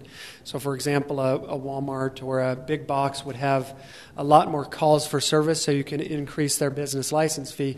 And they've come back and said, wait a minute, keep in mind that we generate that sales tax, and we're going to pass this fee down, so to speak, and our customers are going to end up paying for this anyway. And so just be careful as that mentality. But really at the end of the day, the need is there, and most people recognize that there's a substantial need as it relates to transportation infrastructure. Now it's how do we allocate that to the community? We know there's a need, and it's being unfunded now. So this is about proportionality. So if you take away from one, either it reduces your revenue or someone else has to make up the difference. Now, we're not advocating for someone else making up the difference, so that just means less revenue. If you reduce these figures here, then you generate less revenue, and so you have to determine at what level are we going to fund this, and then we can recalculate that and determine where do we set those fees. So here, under the second scenario, you're going to generate less revenue because we're giving that 50% exemption for that commercial property. Do you know what that number is? I can't remember off the top of my head.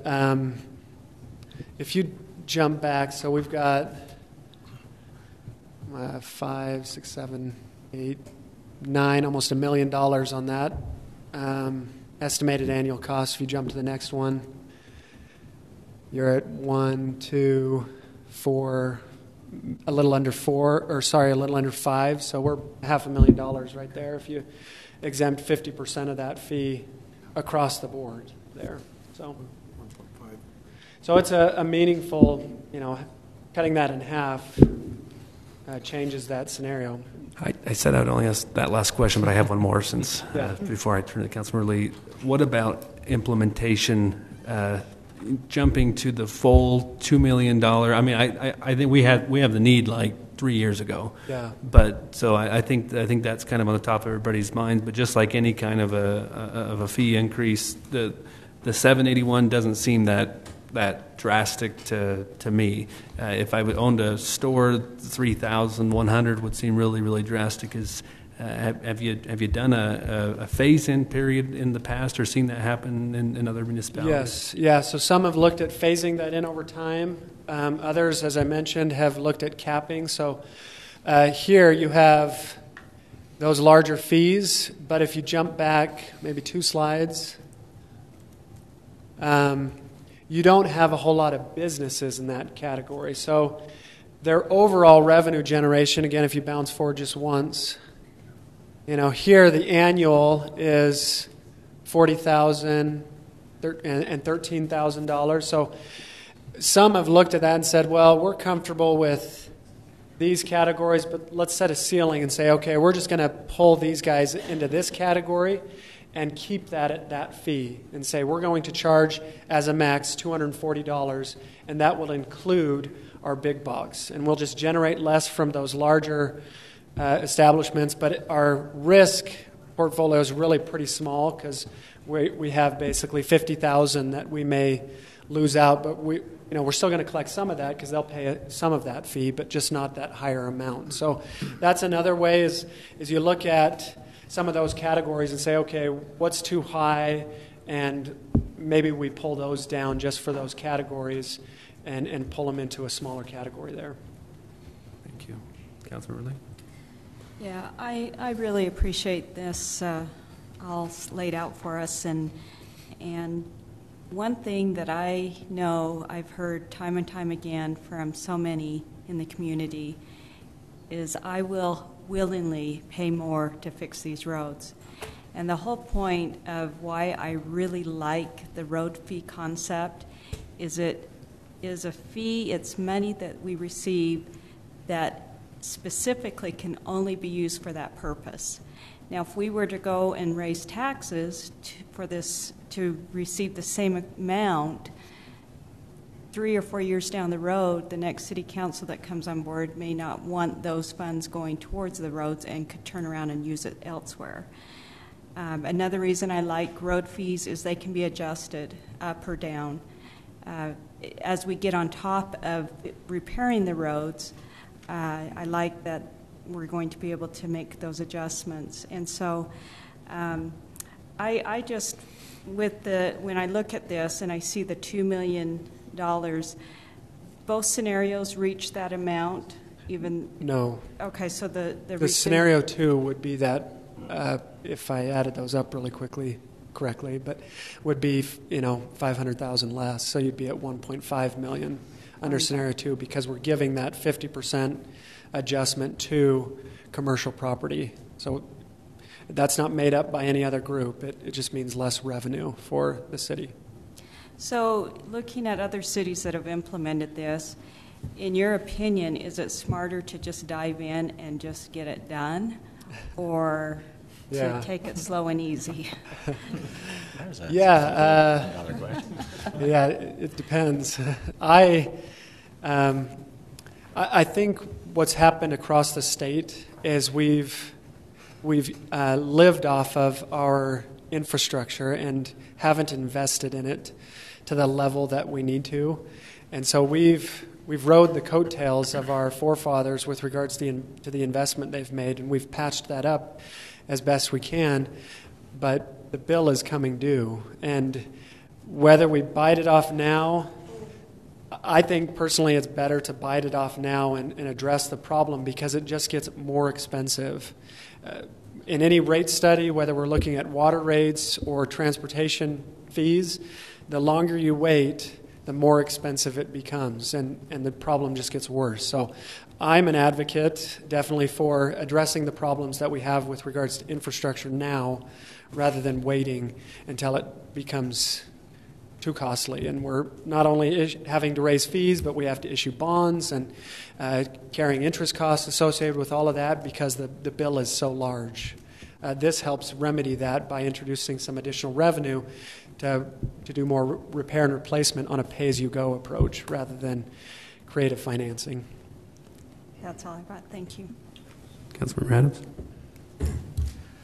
Yeah, it's obviously the inevitable problem that we have, not only us, but many other cities. But, I think us, there's probably worse than other cities. I was shopping at a grocery store just last night outside of our city, and the clerk, when she realized I was from Kaysville, that was her first remark. She says, I wouldn't mind living there, but your roads are horrible. I'm like, I know. She's like, you're not on the city council or something, are you? I'm like, yeah, but don't tell anybody.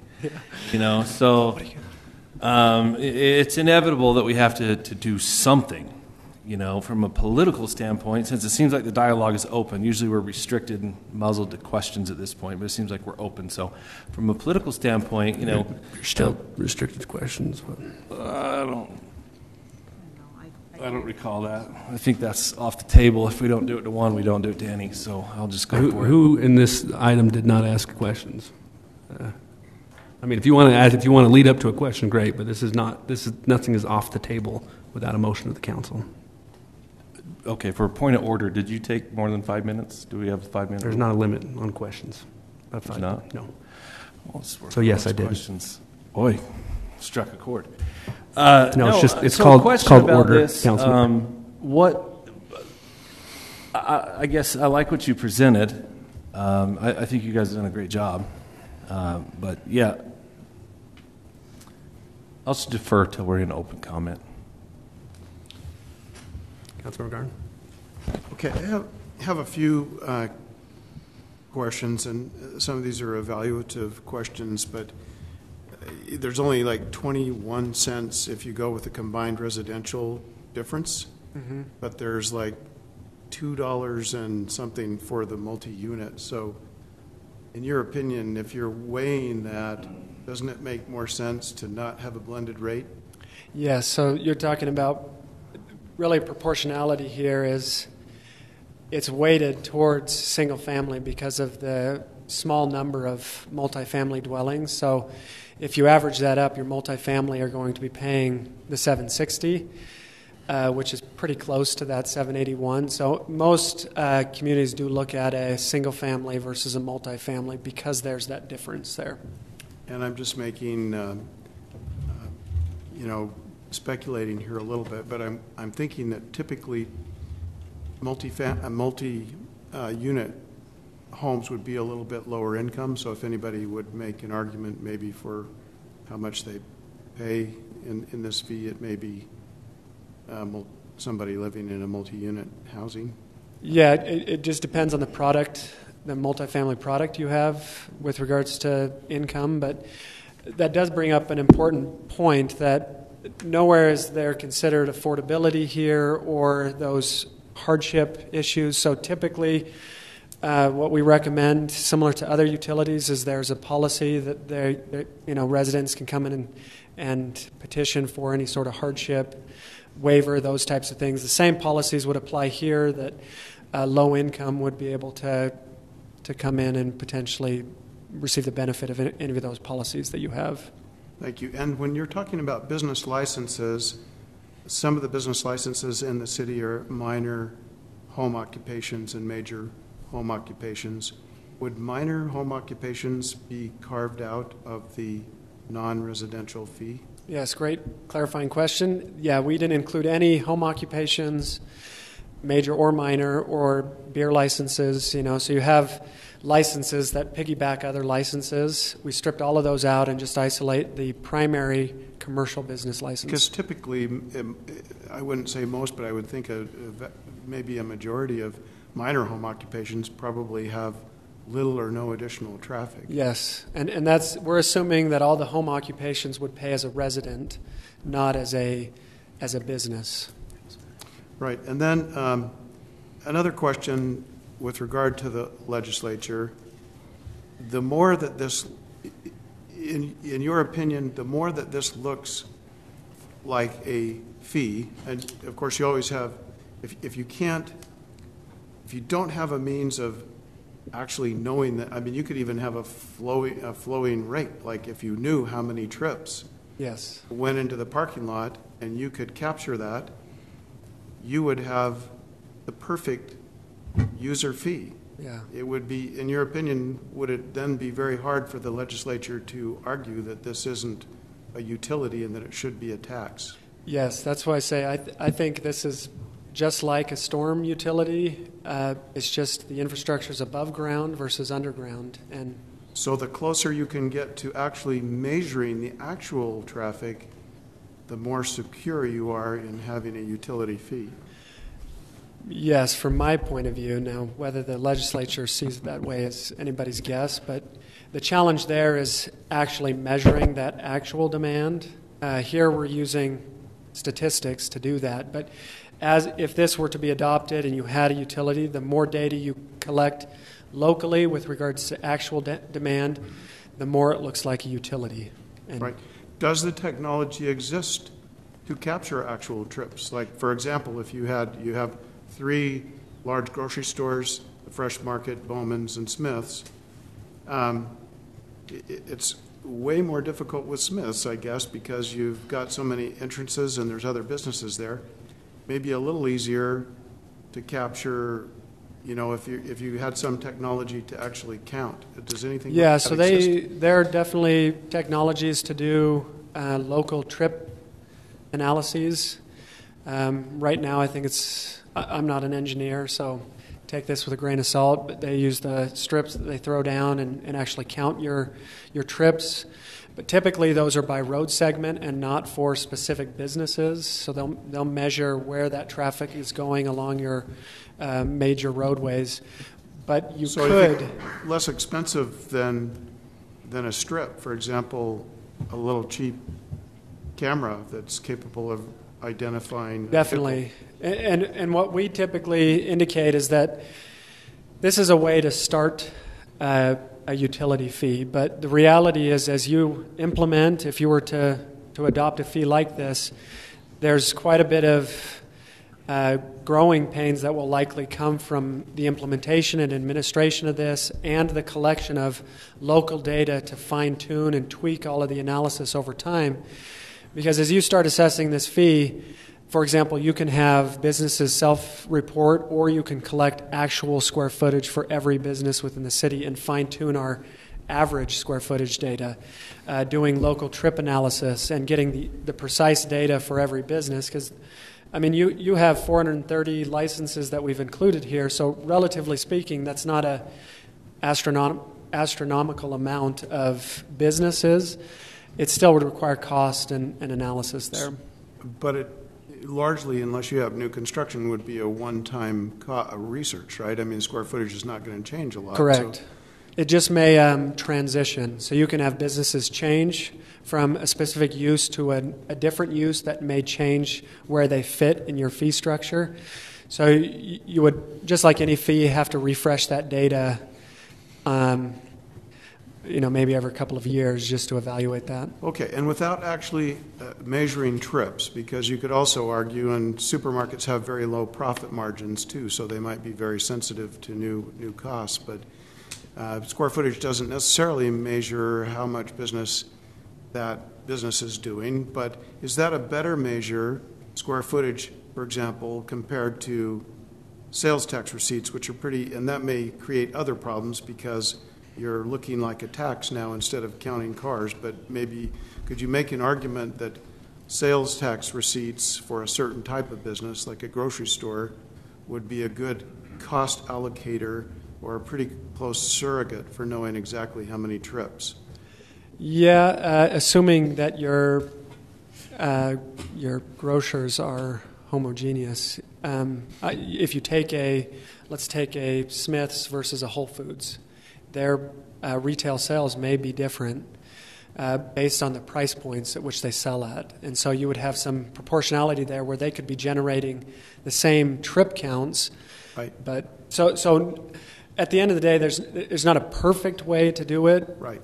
But evaluating that type of data is very beneficial because it can also look at what type of exemptions or how do we want to treat commercial versus residential, and that other data would still be valuable on that side. But there may be some trade-offs looking at that sales tax data. And so last question, I may be repeating myself here a little bit, but in your opinion, what is the most accurate or persuasive cost allocator or surrogate for not knowing actual trips? What would come the closest to approximating actual traffic generated by a business? Probably what we've done, which is national statistics based on trips. So I think that captures a close approximation to proportionality. That's what's used in impact fees across the state and now being used for these transportation studies. But that doesn't differentiate between size of, like a grocery store, for example. It can. Yes. Okay. So we can break out because we estimate square footage and look at that relative to trips per 1,000 square feet. Thank you. Yeah. Councilor Page. Okay. Most of the questions I had have been answered, but just one. For example, on these convenience stores, which are in the top market, are all of them, like my understanding, we have 4, I believe, in Kaysville that sell gas and convenience. I guess the question I have is, are they all lumped in the same category on your deal? Yes. So what you're saying is like Smith's would pay the same amount as RB's over here. Oh, sorry. No, they're not lumped with the Smith's as a grocer in the grocer category, but all of the convenience stores and fast food are lumped together.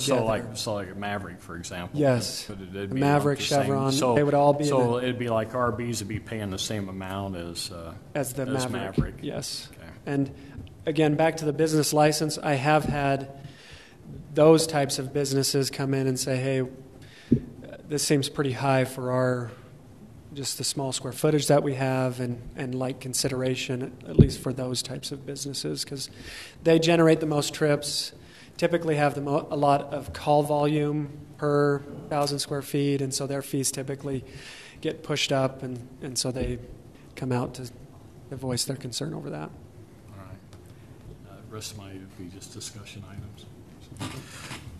I really only have you've mentioned Provo, I think Pleasant Grove you said. South Ogden is still considering, has not implemented yet. Their council approved it, their fee. Just recently? Yes, yeah, a month ago. Are those the only cities so far that have implemented or approved no, I believe such a there's fee? more, but I don't recall offhand. Highland? Yes, so Highland. Fruit Heights. Fruit Heights has one. So yeah, Highland, Fruit Heights, Santa South Clara Ogden. City has. Santa Clara, I didn't know about Fruit Heights and Santa Clara. South Ogden, Pleasant Grove. So half a dozen? Or do we, I mean, I'm sorry, I didn't mean to put anybody on the spot on that. It's definitely it's still not, a very new topic, yes, right? It's not everybody across the state, but there are other large entities talking about this.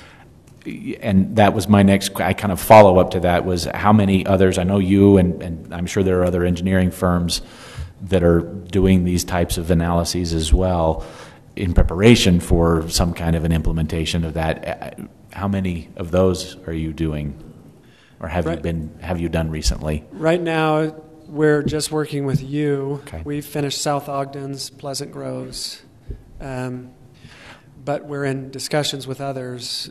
They're just not, I don't want to mention them because they haven't pulled the trigger yet to do that.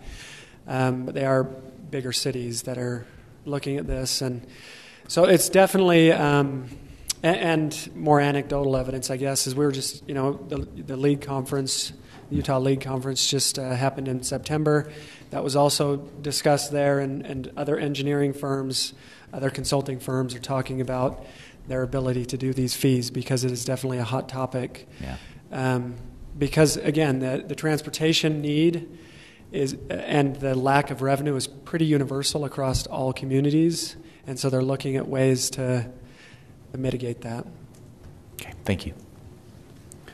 Thank you, Council. The agenda item for this evening is Transportation Fee Analysis Report. So we don't really, this is listed as a report item and an opportunity to ask questions. We appreciate Fred and his explanations. At this point, the council would have a couple of different options. I don't think we have this notice to take action as we don't have an adopted fee schedule or a fee schedule to adopt. But some kind of, rather we just move on to the next agenda item, or rather you want to make a specific motion to table for a certain period of time.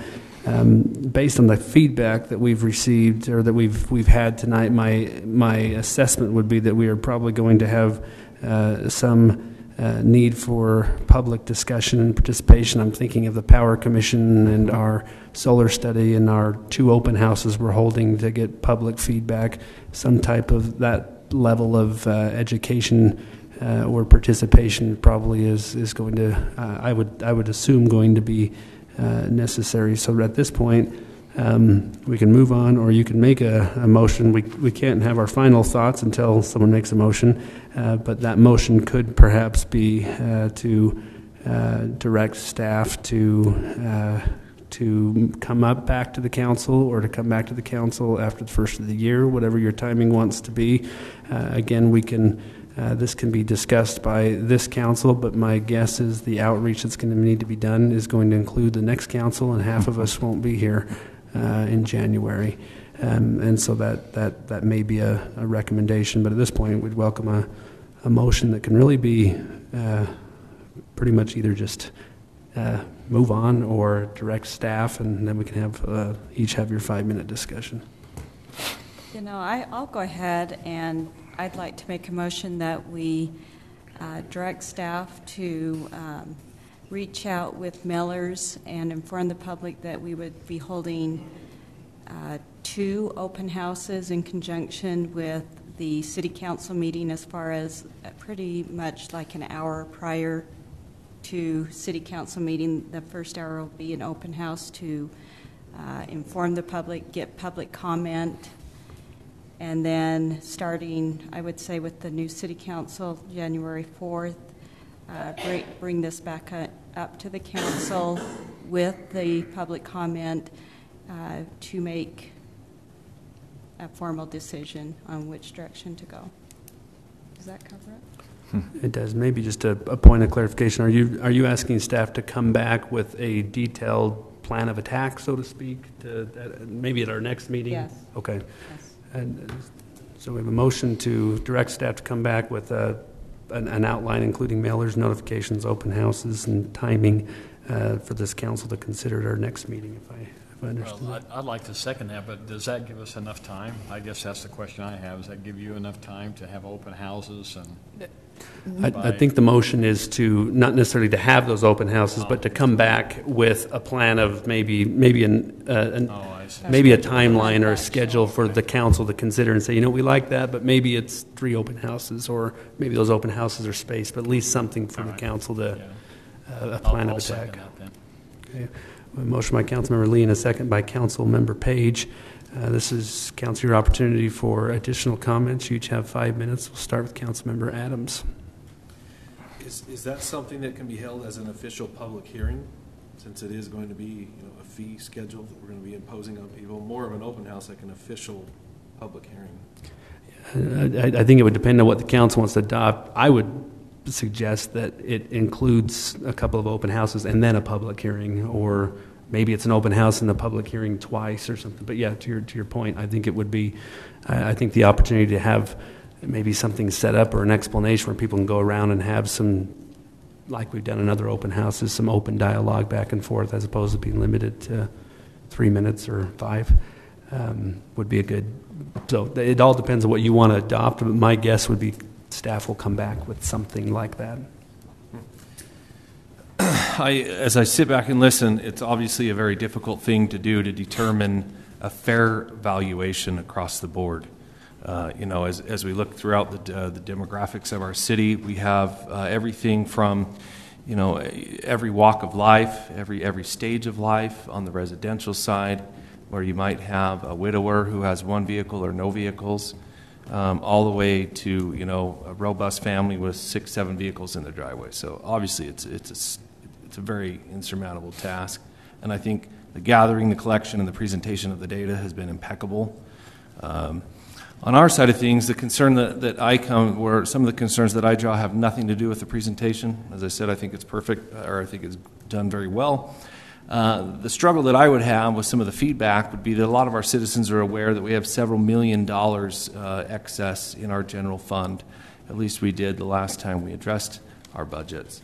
And there's a threshold, a minimum threshold that the state of Utah, I believe, regulates that we can only go down to. But just hip-shot numbers here, I recall that we were in the multiple millions, 2 to 3 above that threshold level. So the struggle that I would have in trying to impose this upon our folks, residents, businesses, and all that, would be if they come back and say, well, you're overtaxing me then, because you've got 2.5 million. We'll just use that number. And I'm not aiming any of this at you. For some reason, I'm just drawing you to the presenter, so I'm looking at you as the expert. I think a lot of them will come back and say, you've got all this excess in the general fund. You've got all this excess in the power fund. We had a huge event a week ago. Who knows what that's going to cost us? But we have $7 million, I believe, in reserve in the power fund. So each entity kind of has protective levels. But in the general fund, I echo what Councilwoman Lee has stated, that, this probably isn't the most difficult sell to our residents, right? $7 per household, $6, $7 per household. But where the catch I see is that when they say, okay, well then what are you camping out on all this money for? If you go burn all that, then you impose the fee on us. Or I would say maybe we go out there when we say, look, here's what we need to really get on track. We're willing to, to tighten up as best we can, and we're willing to say, okay, we're going to make the first advancement as the city, and we're going to put the first $2 million in the pot. But we'd like the road fee to come into play now. We'd like to charge you $3.50 or so, half of it now. Something of a hybrid of that, where it shows the city's putting the first step forward and using up not all of our reserves. That's not wise either, but getting close to that legal minimum in the general fund is my recommendation to our body up here. And then in businesses, I get you've got a tall order there to figure out, how to deal with how many cars coming in and out of a particular venue each and every day. Maybe large, medium, small. Maybe supersize. You could throw a supersize category in there and have fixed fees that we could say, okay, you're just here, here, and here. Yeah. How do you get all the metrics to all that? It would be difficult. For me, as I sat here and I studied through your report this week, I honestly, my biggest concern was for kind of like the owner-operators that we have here in town. We have quite a few of those. It's not the large chain, no offense to them, that I worry so much about, but we have these owner-operators. We have one of the world's most famous places to come and have breakfast here in town. And, I would hate to go to her and say, Annie, we're going to charge you another $1,100 a month. That might break a back. I honestly, I couldn't do that and wouldn't do that. But to some of these large big box chains that are really reaping the rewards, wouldn't have such a hard time with.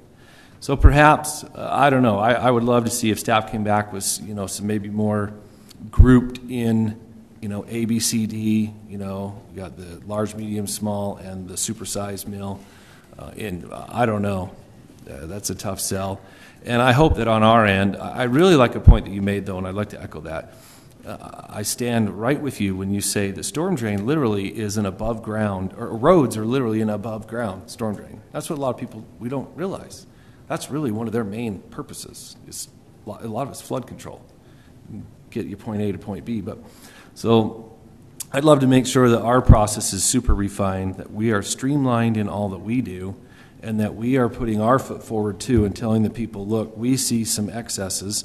You saw tonight, and I'm appreciative that this council put controls on the general fund and didn't allow them to go towards a park, because we already have fixed funds, and if that park needs to slow down slightly to be able to get its own funds in place, then great, because general fund can be used for roads at our discretion. So love your report. I think it's great. I hope that that's some of the direction we can go, is kind of couple with that, with your report, and put our best foot forward, show the taxpayers, hey, we're going to run lean and mean. We've got a couple million we can jumpstart the roads with. But we would like to bring this fee in. And just a closing point for taxpayers listening at home, there is an ability, an obvious edge here to where you're going to feel like you're being taxed, or double taxed, or taxed without representation. But the beauty of this is our dollar is going further. We actually don't have to go out and bond and get all those fees involved, the closing fees, the bond interest, and all that. This is cash in hand that, as I echo again, Councilman Lee, will be fixed. And I hope that councils to come, whenever we bring a resolution to this, will always treat this as sacred money coming in, and always make sure that any extra money in the general fund is coupling with it and getting us back on the right track. So thanks for your presentation. Thank you, Councilman Regarn. Thank you. Yeah, it's interesting when you're talking about surplus, because government entities run so differently than profit-driven business. And one of the things about a surplus is it has to stay within a range by state law. So you have to have a minimum surplus. It's very smart to have that surplus. If you don't, you're not able to meet needs and obligations when they come due, and you're essentially insolvent at that point, which is not a good idea for a city. Then there's also a maximum surplus that a city can have. So the surplus tends to stay at pretty much the same level. It might fluctuate a little bit. I believe I heard a figure a few months ago that Kaysville was around 7% surplus, somewhere in there. So It was kind of middle of the road, maybe slightly low. But the point is, if you use the surplus now for a one-time, then it's gone. And it doesn't replenish itself because it stays even. So now you have no surplus. You also can only do it one time. So it doesn't, our road plan shows ongoing needs for the next 7 years just to catch up at an average of $2 million a year. So once you burn through the surplus, assuming you burn it only down to the minimum state level, which I think is 3%, I could be wrong on that. If it's 5%. So we're fairly close to that minimum. You burn down to the state law minimum. Now you can't replace the surplus, and you also can't use it again. So I wouldn't be in favor of using surplus money to do ongoing expense. I also wouldn't be in favor of using electric fund balances for roads or for any other purpose. And the surplus in the electric fund is there for the same reason. We're also dealing with changes, as our Power Commission has indicated, in the way power is delivered and the costs and all of those other things. So I wouldn't want to play with those funds at all, but leave that in the electric utility for those purposes. So that I echo what Councilmember Lee was saying earlier, my strong support for this kind of a fee, and if done well, this certainly makes sense as a utility. You know, I think we have a lot of good data at this point where our roads are, and I'm glad we did that study to get an assessment and inventory of every road in the city, and to be fairly accurate at what those costs would be, so that we're not, and also, as Councilmember Lee pointed out, we can adjust that fee up or down quite easily as we see, you know, that we have too much or we need more. So a lot of good things about this fee, and I would support going forward. You know, almost the worst that you could happen, you're going to have it happen to other cities. It's going to set a precedent if the legislature decides no to a fee. There's a lot of ways that could happen. They could say no unless you do it this way. They could say no, period. But in any of those scenarios, we can adapt to that. But there's a strength in numbers too, and certainly the need is recognized. And the more the community gets involved and the more cities get involved in pushing for a solution to this road problem that's experienced throughout the state, I think the closer we'll be to a reasonable solution. The last thing I'll point out is funds are sacred for anyone. We don't want to pay more for something than the value we're getting, and we always want to value that. But just for sake of reference, this is slightly higher.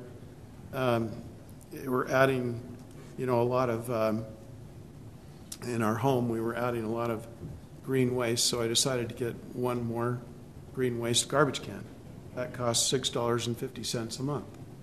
So I do evaluate, is it worth it? You know, do I fill them up with apples or lawn clippings or whatever? Is it worth that $6.50 a month to have that extra garbage can? Well, we're talking about roads here, only 1/3 funded. I would think most people in the community, and certainly some even, you know, $7.81, or maybe for everyone, every dollar is important to me, and every dollar is important to some. Have less means, I understand that, but on the other hand, this is a relatively small fee considering what we get. Thank you. Wow. It's like right at 5 minutes. That was impressive. Very impressive. Within like 2 seconds. Hey, just a quick thing. I'd like to echo what Mr. Garn is saying too. Is we need to be fiscally responsible, and then also with the electrical fund, we're dealing with Prop 5 as part of the deal too, and those funds aren't available for those kind of things, and we need to. And I'm opposed to that. I think the one thing that we need to recognize too is, you know, it's the principle of KISS. We need to keep it simple on how we bring this out and make it where we don't want to pick the winners and we don't want to pick the losers when we're trying to implement this. I think that we're going to find out, and there's a learning curve. If it's implemented, what's going to happen is there's going to be a certain amount of people that it's going to be tight for them. And if you look at the numbers, even this doesn't seem like a lot. That's just that's a lunch. But in reality, some people, that's 100% increase in property taxes. Did you know that? That's bottom line. That's where it's at on their Kaysville portion. So I think we need to understand, and I think that the way we don't do it is we can't go out and say, well, bigger homes pay this, smaller homes pay that. I think what you do is you allow the people, if they need to talk to the city, and I do know on our utilities and the electrical department and other things, if people have special needs, they can communicate and adjustments can be made. And I think that's how we handle that. But I think the big thing we need to understand is government. Just like Ronald Reagan said one time, the biggest, a program is the closest thing to eternal life that we have, and it's really true in government. People just can't keep their hands off stuff, and I think any time that we can have funds dedicated strictly for roads, that's a big plus, and that's what I like about this. So governing bodies down the road with political wind changes, they're not going to affect that. I think another thing we need to understand is we need to definitely look at it and understand that by maintaining our roads and investing the money that we have in our roads, what that's going to do down the road is it's going to save us money down the road. So in reality, we invest a certain amount of money now, but we're going to save double that money down the road or triple that money down the road, and we have the additional benefits of having safer roads, better quality of life for not only cars, for bikes and everything else. And I just think we need to have the political will to move forward on this and accomplish it. The thing I don't want to do is just keep kicking that can down the road and say, hey, I don't want the political ramifications of something like this, because that's just not the way you do it. And if you're sincere about governing, you make the tough decisions. And I think that the city is behind this. Everybody I know understands the need for this. That's my comments. Thank you. Thank you, Mayor, and thank you, Fred. It's been said before, but thank you for the time and effort. And I don't remember your colleague's name, but thank you for the effort you put into Teresa. Thank you for the effort you put into putting this together, because I think it's. I'm not going to be redundant and repeat everything everybody else has said tonight. I do think it's very important to move forward on this in some fashion. I think it's important to get public feedback on it before it's implemented, so that there is community buy-in to it, that everybody knows what to expect, especially in the business element. They are going to have the biggest sticker shock compared to everyone else, even though the total amount of money paid, as you said, in aggregate, is coming from residential properties. But it's much smaller from them as far as a per month price. So, but I think it's really important to have that public input and get that public perspective on it, and so that there's an opportunity for public education, and then I think you get the public buy-in.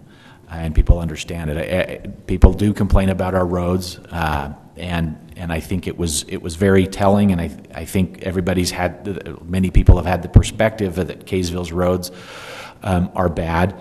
It was useful to get the LTAP report that indicated that they're not maybe as bad as what everybody thought they were, at least from a statistical and from a numerical perspective. But it's important to realize that we can't keep kicking that can down the road, we do have to have some other mechanism for funding our infrastructure, our road infrastructure for Kaysville, that will be ongoing. It can be adjusted as necessary, but it will be an opportunity, an option that's there to augment what we're getting from the C Road Fund from the state, because that's just going to be insufficient, as it has been for many years. So that's. Thank you. You've all covered comments I was going to make, but I just echo the comments about rainy day fund. and state minimum versus state maximum. I was thinking our number, and if I'm, and maybe you know for sure, Fred, but I'm pretty sure it's 5% of your general fund is the state minimum, and recently it used to be 18%, and now it's 25% is the maximum amount that you can have of your rainy day, of your general fund in a rainy day fund. I was thinking we were around 15, 16, 13 or something. I said 14, but 13, 14. And so I would caution the future council about going down to the very minimum, just because 0.01% below the state minimum essentially means you're insolvent. You're not in a good financial position. So getting down to the minimum, and then you have one catastrophic event, you're now out of compliance. And if we were at 25% or 24.99, I would keep that. That is a policy decision, though, and as has been indicated here, any city council can make and determine whatever where you want that to be and utilize them as you would like. I would just also comment too, just on as I look back over the last 10 years, and I think we've done a lot of good things well, and there are some things that I wish we'd have done a little bit different.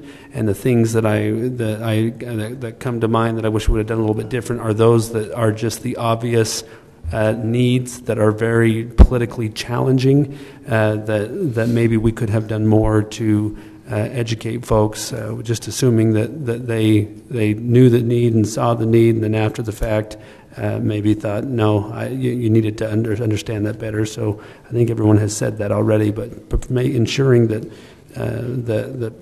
people have every opportunity, and like Councilmember Lee suggested in her motion, including an open house and postcards and as much communication as you can to get folks out. I also recognize the timing need, but I just hope that doesn't, in a perfect world, something's in place and you know what your revenue stream is going to be, and you can keep that in mind as you start looking at projects, even this upcoming season. The need to get it done quickly, I hope, doesn't supersede the need to ensure folks understand. Councilmember Lee. Just one comment. I do appreciate everything that's been said, and I agree with all of it. As far as we need to proceed, I think this is something that probably is the number one complaint I hear. And so I'm really happy to see that we're taking it on and we're finding a solution, and I do consider it a solution. And it will be able to take care of this problem long term. With that being said, I did want to add one more thing. If we could make sure that we do what we did with the Power Commission, that we put up a website with Q&A so that we can have the plan on there for people to go and look at, as well as questions as they come in. We can put them up and have the answers so we don't get repetitive questions coming at us. I think that will be helpful as well. And that's where I'll leave it. Thanks. Thank you. So with that, then I would recommend, or I'd be happy to phrase it, I think Councilmember Lee then is amending her motion to including the Q&A as we did in the Power Commission with on the website and those posting those questions online. Remind me who the second was. Councilmember Page, you second that amended motion. All right, so we have an amended motion and a second as outlined. We will start the voting with Council. I can always forget which way I go because I go comments this way and voting this way. Councilmember Lee. Aye. Aye. Aye. Aye. Aye. Thank you. Voting is unanimous. Thank you, Fred, Teresa, for being here. It was Teresa, right? Okay. I wrote that down such a long time ago. I couldn't remember if that was. All right. Next on our agenda is discussion of Better Cities contract. Shane. Thanks, Mayor. We have reached the end of our current agreement with Better City. Just as a way of reminder, a year ago we contracted with Better City for economic development professional services. They, if you remember, they had a $1,000 retainer per month, and it was a contract heavily loaded in a rewards-based scenario in 2 different properties in our city. We're at the end, and we don't have anything complete yet, but we've made some really, really good progress, and we wanted to come back and have a discussion about where we go from here. I think Adam is here, and I think it would be appropriate to let him speak to where we are in the process and what Better City would like to see we do as moving forward as a contract.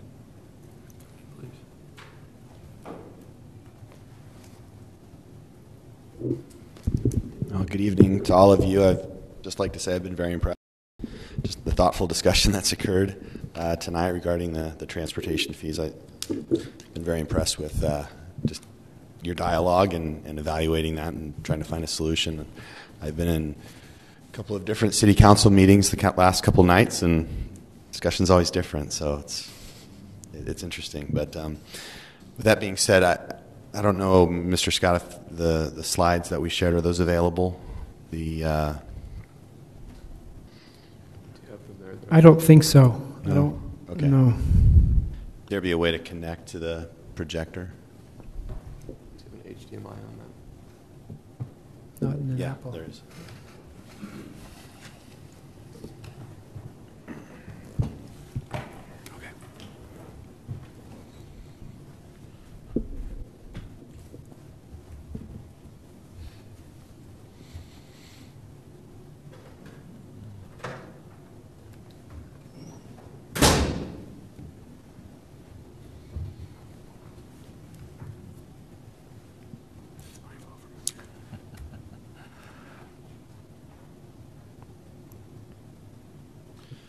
So just to refresh your memory regarding our engagement, we were hired in December of 2016 to really focus on two areas within the city. We had met with the Economic Development Council to really kind of hash out what that might look like and where there seemed to be the greatest likelihood of garnering interest from the development community for sites that had struggled to find private sector investment to date. And those two, I think we looked at maybe 5 or 6 different sites, but the two that we focused in on were the land that's just south of Boondocks for potential entertainment and recreation uses that would be complementary to Boondocks and really be able to leverage that destination attraction that you have within your community to attract other offerings. And then the other was the remnant land from IHC. That was not being utilized for their clinic. And that we had been given direction that the city would like to very much see a hotel locate here. And so that has been the focus over the course of the last year. Excuse me. And these are the two sites that I just discussed.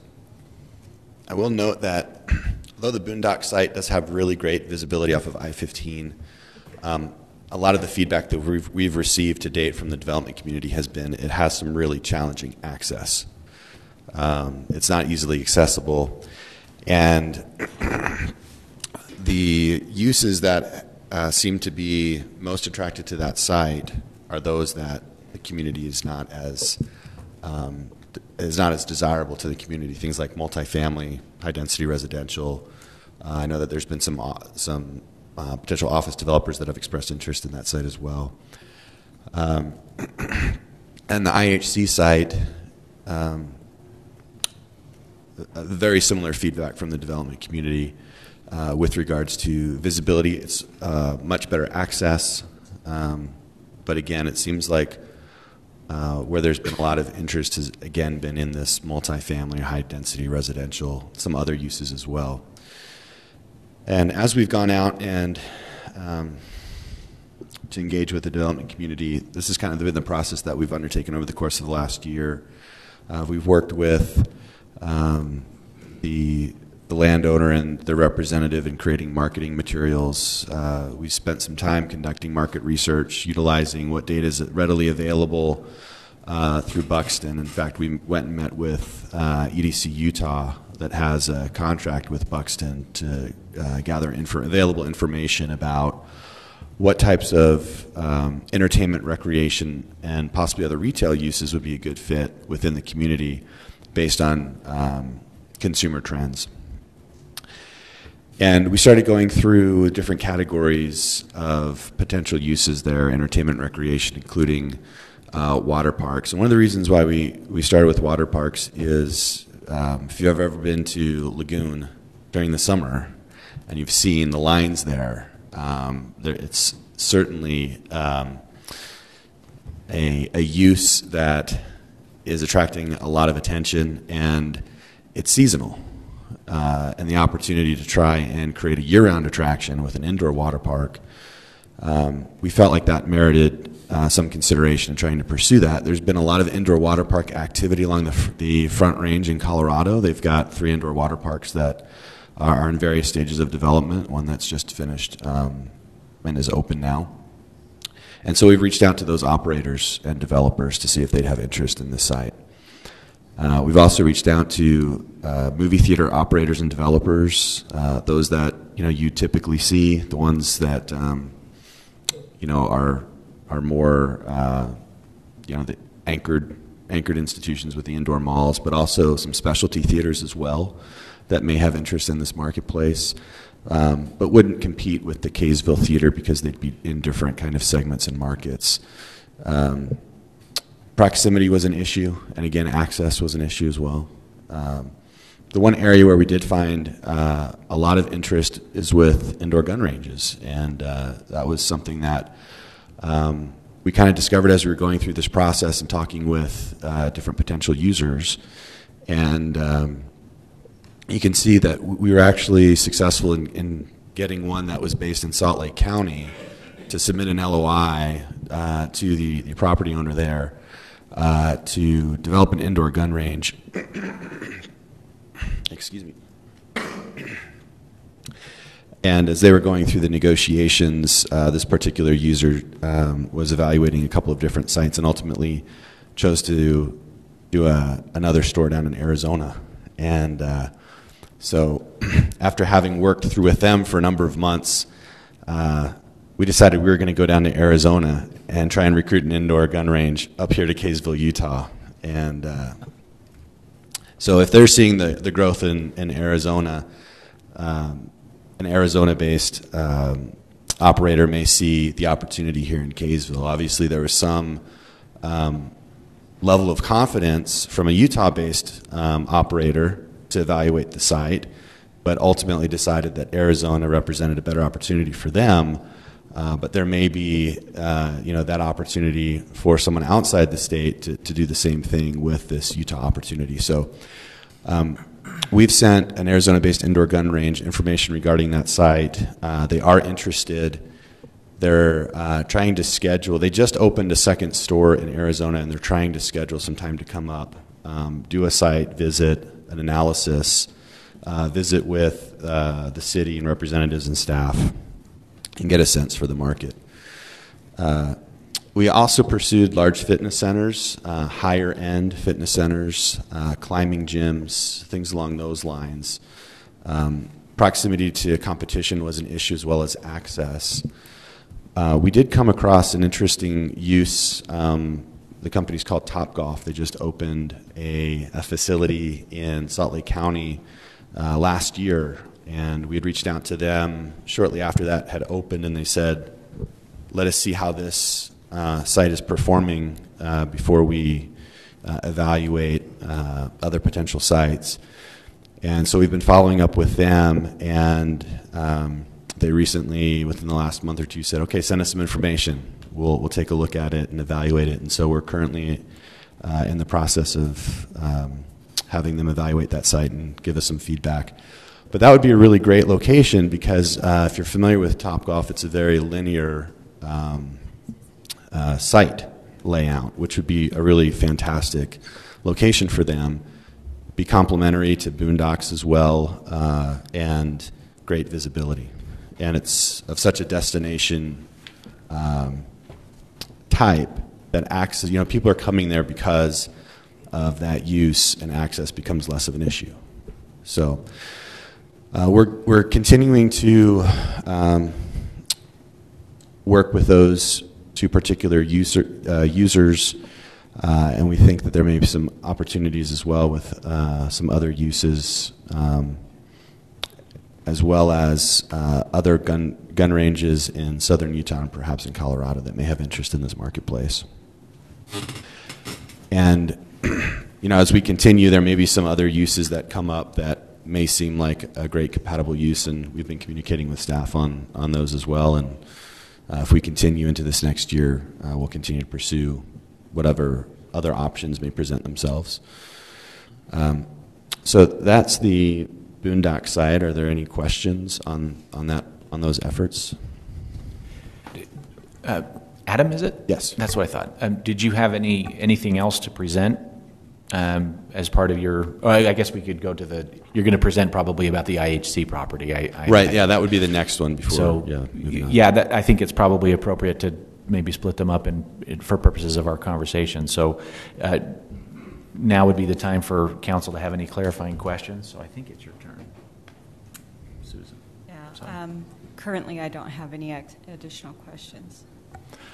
Okay. I'll actually ask a question. I actually have only been to Topgolf once. I'm not a big golfer myself, but very fun place, and it's actually a restaurant in addition to being, a place you can go and hit balls. It's actually a great facility, and I actually talked to one of the managers there, about Kaysville as well. So it's interesting that we, and I appreciate the conversation there and the attraction. What is your sense as far as what time frame are we looking at as far as the analyzing of a site? When do you expect to hear back from those who are analyzing the sites? Well, we would hope that within the next few weeks we should hear back. I think one of the challenges that we face in the fact that we're being proactive and going out and trying to solicit investment from the development community is if we're not in their pipeline already, we become a secondary site. And so they work through their pipeline and they identified top sites that they've got site analysts and things like that they work with. So they may have an 18-month pipeline that the top sites that they're working through. And we know that they are looking at some serious expansion plans in other states. So one of the challenges is trying to get priority from them to evaluate the site and look at it. But I would hope, we've sent that information off to them and have followed up with them over the last month or two that we would expect to see something shortly from them. A thumbs up or a thumbs down, or we need more information, or we need some additional time, or check back with us after we get through the next 3 projects in our pipeline. Right. So it's tough to say. Okay. But hopefully soon. That's all I have. Yeah, just a quick one. This has to be a challenging piece of property for you. And I know access is a killer. I would imagine a lot of people, they probably don't even want to look at it for that reason. It's such a maze to try to get to it and everything else. Like I say, if we didn't care and didn't want the commercial, you could put it up for sale, and in 3 days for high-density housing, which we don't want, and you'd be sold. Yeah.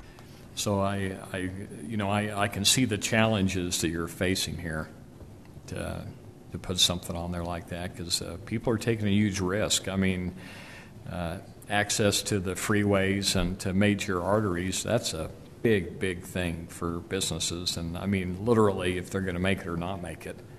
So you got to be a great salesman. Yeah, that's interesting that you say that, because I recently traveled to D.C. and I was driving down the Dulles Toll Road, if any of you have been out there. Access to and from that toll road is very difficult. And the on-ramps and off-ramps are not spaced very conveniently. But I looked out my driver's side window and I saw Topgolf right along that highway, and I thought, if they can locate here, right, where it's really difficult to have good access to and from, I would think that the location in Kaysville, it's much better access than this. Obviously, the demographics and things like that are going to be different, but I think if they were to locate somewhere like that I-15, and even the challenges associated with that site, because they are that destination use, that that would be something that they could overcome. So. Well, I think that the ones that are going to benefit, or the businesses, would be the majority would probably be Kaysville residents versus outside of Kaysville coming to it just for the sake of access. And I don't know. I appreciate your work in it. Thank you. Well, we would hope that this would attract a lot of residents from outside Kaysville so that we can garner the sales tax from surrounding communities, and we know that this is a destination that people will travel from even outside the close communities from other counties because it's such a unique offering. Yes. Yeah. And the same, when we talk about an indoor gun range, we're not talking about the smaller ranges that you see off of Main Street, in Clearfield or in another community. We're talking a really nice format, a top-notch indoor shooting range. That's what we're looking for. And again, those ranges are destination attractions that will pull in from outside the community. And because you do have Boondocks, which is already doing that, it becomes this really great complementary synergy, right? Where somebody can come, they can drop off the kids could be at Boondocks, while the adults can go and do something like a Topgolf or something like an indoor shooting range. And so it caters to a wider variety, and it focuses on that family-friendly infrastructure that's so critical. I mean, it's it would be great for Kaysville, I think. So if we were to be extended for the next year, those would be the uses that we would continue to pursue. And I think it will get to a point where we will need to involve city leadership, and they'd want to see community enthusiasm. And the mayor's been great in the past in providing letters of interest and support for some of these users. In fact, the one deal that did fall through, they did come and meet with staff and the mayor and toured the site, and that was something that was impressive to them. And their other location, they didn't receive that treatment, and it makes a world of difference. And so that would be something else that we would look to do, would be to involve staff and city leadership in the recruitment process after it gets to a certain point. All right. Councilmember Garn. So in your assessment, then, the access is a little bit mitigated. In the case of Boondocks, that must be the case by being able to see it from the freeway, and those seem to be compatible uses, to sort of summarize. And also, if someone really is into that, they know where it is, they can overcome the access issues. But I wanted to ask a question about access. Any feedback or assessment on, is it more the distance, or the fact that you have to go on sort of a road that is not all that amenable with a railroad crossing, and it kind of zigzags around? And I guess what I'm driving at, is there any way for the city in plans to sort of improve that flow, I guess, or is it just distance from the interchange? Well, what was interesting was, when I first saw the site, I've got kids that are 6 and 4, and we go to Boondocks all the time, and we're coming down from Layton, and so there's not an easy way to get there from Layton, but it's like a couple minutes at the most. And for me and my family, we don't hardly recognize any access issues because it's a destination for us, and it doesn't really matter how long it takes to get there.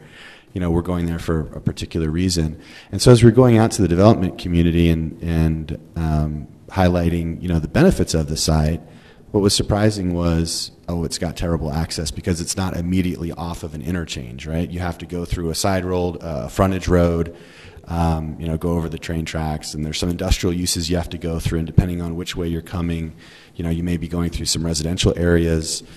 And you wouldn't think that it'd be that big of a deal, but it really truly is, and there's no easy way to solve it, right? And so it really comes down to finding the right use, the right users, where that it doesn't become as big of an issue or an impediment in their decision-making process.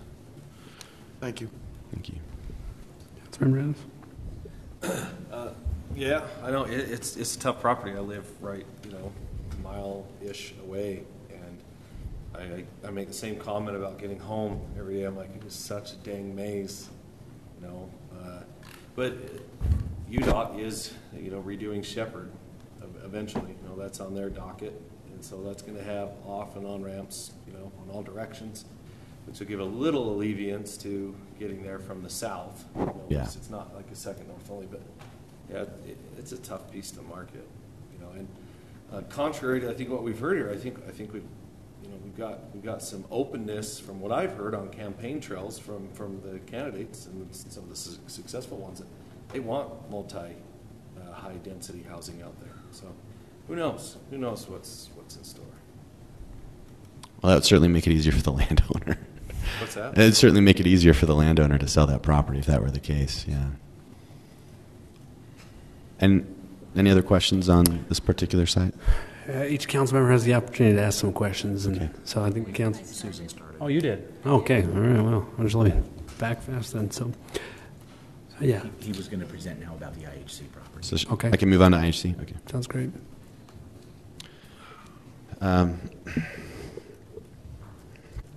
So the IHC site, our process was we conducted market research, and one of the first things that we did was we ordered a Smith Travel research report and short star reports. And what those do is they provide, they agglomerate market data from hospitality operators, and then they resell that data to the hospitality industry. And utilizing that data, we were able to build pro formas and start marketing it to the hospitality industry and hospitality developers.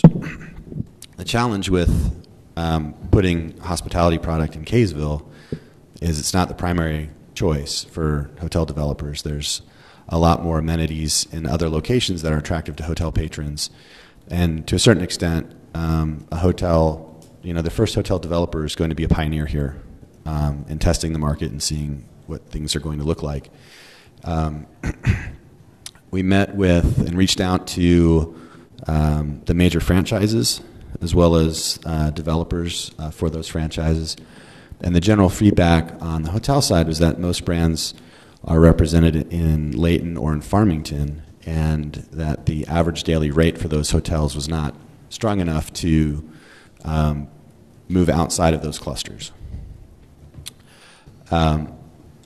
So we didn't give up there. We reached out to other brands as well, Choice and Wyndham, and Wyndham's actually has a new limited service brand that they're rolling out called a Wingate, and we got better feedback from them, and we're able to secure interest from a developer of a Wingate brand, and they have an LOI in with IHC at this point. So we're hoping to receive some feedback from them, hopefully shortly. With regards to that developer, they have had some form of a previous relationship with them, and it's been favorable. And so we're in a holding pattern and have been for the last, 2 weeks or so, in waiting to receive feedback from them on whether that LOI meets their requirements, as well as what other opportunities they may be evaluating at this time. One of the other things that we looked at too was car dealer sites. The Buxton report showed that there was an opportunity for luxury dealerships within Kaysville. So as we started looking at that, we understand that the city's had some interaction in the past with some luxury brands. Again, the challenge is that although Kaysville is attractive from a car dealership perspective for luxury brands, Farmington is more so. And if they were to evaluate Kaysville in comparison to Farmington, there's not a competitive advantage. So the other challenge that we found with that site was trying to absorb the entire acreage. A hotel only consumes about 2.5 acres, and so what do you do with the remaining acreage? And the development community, their preference has been, let's put multifamily on there or assisted living, and we'll do some out parcels. And so that's been the challenge as well, because that would require a rezone for that property to accommodate residential uses that, again, wouldn't be generating sales tax for the city. we think, and based on our experience, IHC has been very accommodating in working with us.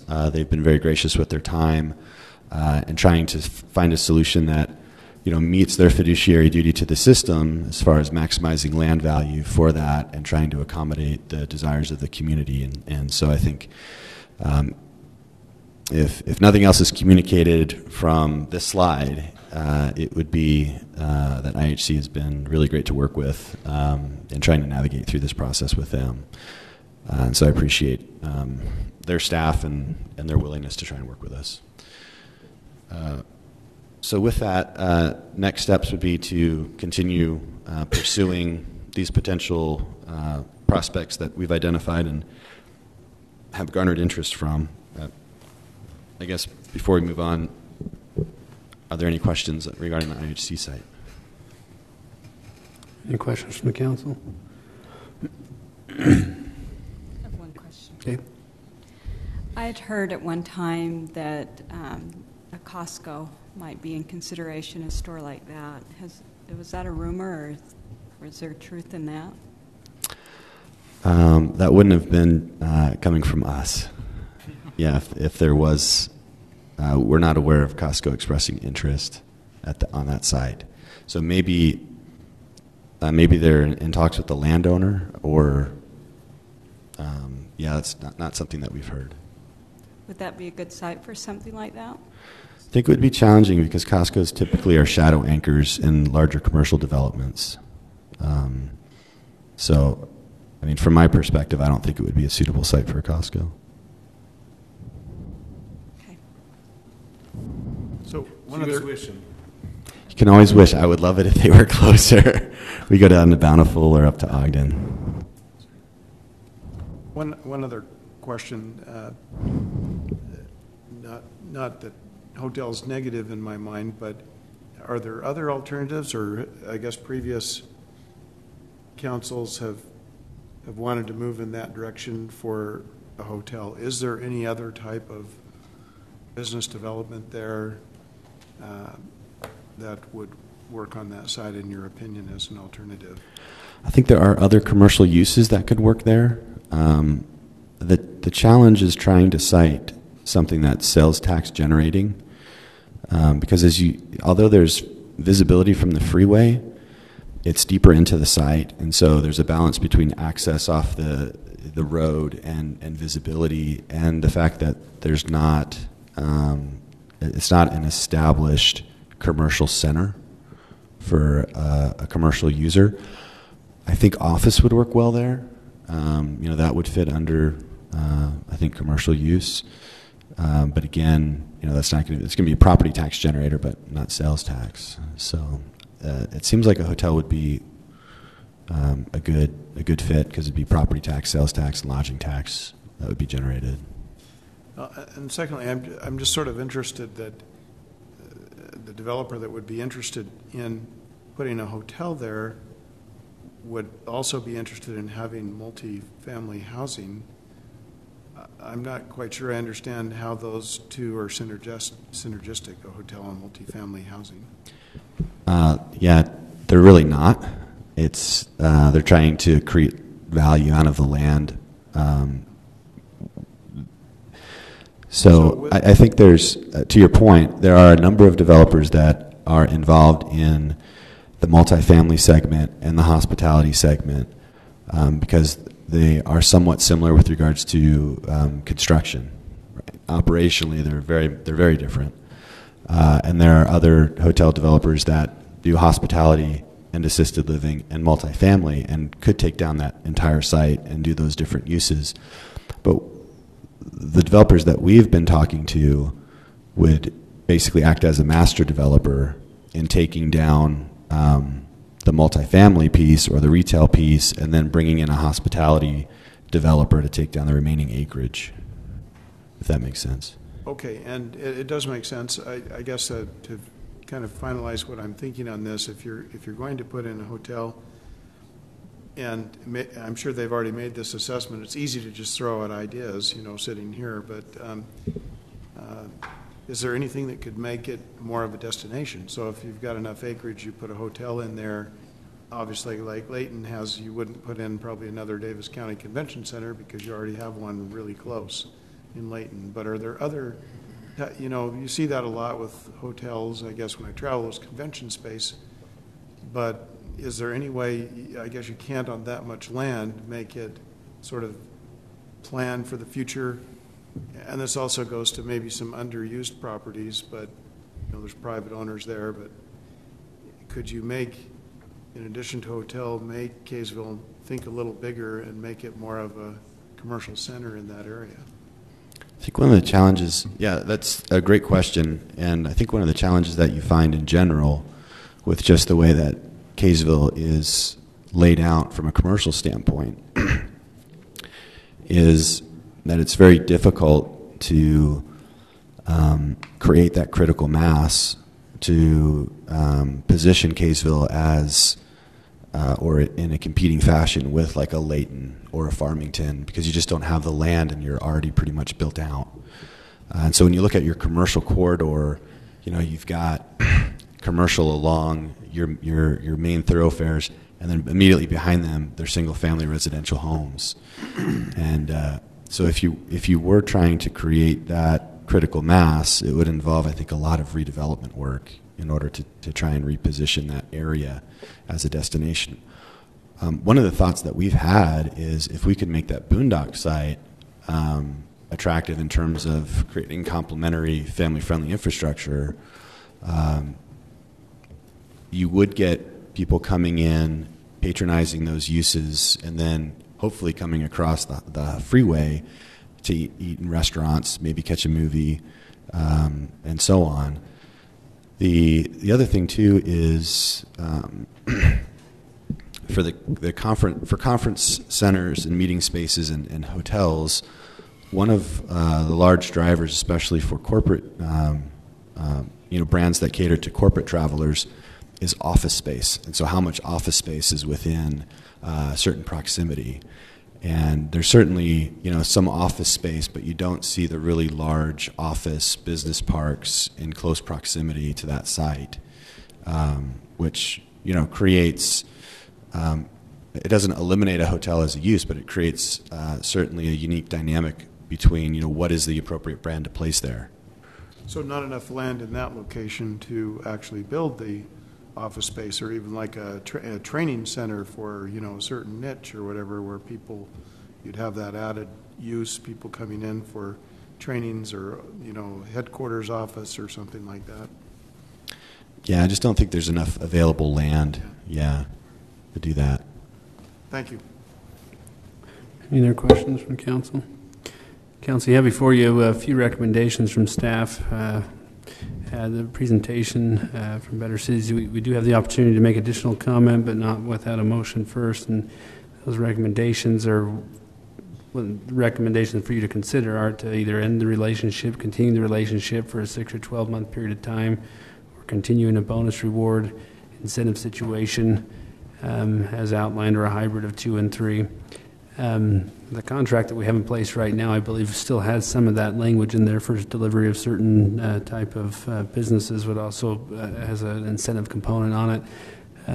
As you've heard from what's been shared tonight, there's been a lot done, and feels like we are on the verge of making something happen. And fortunately, probably won't know until it does. Looking back, but. I actually appreciate this presentation because it gives you an idea and an update of what's taken place to date, and it would seem like a shame to not have that continue on, but at this point I would welcome a motion of some sort. Mayor, I'd make a motion that we opt for option number 2, that is to continue the relationship as it is and I would recommend for a period of another 12 months. I'll second that. I think a motion by Councilmember Snell and a second by Councilmember Page as outlined. Council, you each have opportunity for additional comment. You each have 5 minutes. I don't know where we're at, so we'll start with backwards. Oh, we're just ask if anybody I'm sorry. Does anybody have any comments? Because if you don't, then we won't go around and give you each 5 minutes. But. Only a substitute motion. Okay, go ahead. I would motion, since you've got Top Golf and a few things going, and with all due empathy towards you, these are extremely tough properties to market. I get it. And it's all because of the traffic flow around the location. It's nothing to do with you. I think you've done a great job. I would substitute motion that in 90 days we revisit this before another $12,000 is spent. Give him 90 days to perpetuate what he's got in the wheelhouse and see if there's any fruit. Get his feedback at that point. Thank you. Substitute motion sounds like it's number 2 with a fixed period of time of 90 days versus 12 months of the original motion. Is there a second to the substitute motion? Hearing none, the substitute motion dies for a lack of a second. We're back to the original motion. Does anybody want to take an opportunity to comment? I'll just make one comment. I believe, I could be mistaken, but in response to the concern that Councilmember Adams raised with the substitute motion, it appears that it sort of takes care of itself. So if, in other words, if the $1,000 ends not only when the first contract ends and then is extended now for 12 months, but also that, oops, is it option 2? Okay, I apologize. Continue the relationship for a fixed period of time. So there's an incentive piece. I mean, the current relationship has an incentive piece. Right. And that incentive is paid at the end, but there's an obligation, I guess, even if the incentive is paid to go for the full 12 months of payments. I'm sure I understand you. I think in other words, if say in 2 months from now they close deals and then the incentive piece kicks in, does the retainer of $1,000 continue? No. Okay. So in the existing, so that concern's taken care of if it happens sooner. But that, and it's not if it's not. So okay. For the sake of thank you for that clarification. Thank you, Councilmember. I just have one question. I think this is a staff question. Actually, Councilmember, we'll go down. Are we going around? Yeah. Okay. Well, since Councilmember Garden started the comment, then we'll give everybody equal opportunity. So Councilmember Adams, you're next. Nope, I've said enough. Councilmember Lee. No. It's going to come to you anyway. Councilmember Snell. The only comment I'll make is, and the reason I'd like to extend for 12 months is that given the last 12 months, it takes a lot of legwork to get the ground set for these kinds of things to happen, and over the course of 12 months there's been a lot done, but we're just now getting to the point where maybe some activity is going to happen, and I don't suspect that 90 days or maybe even 6 months would be sufficient to secure maybe some of those things. So either way, the incentive is there to sign and get these entities here and to locate and to construct their facilities on these properties.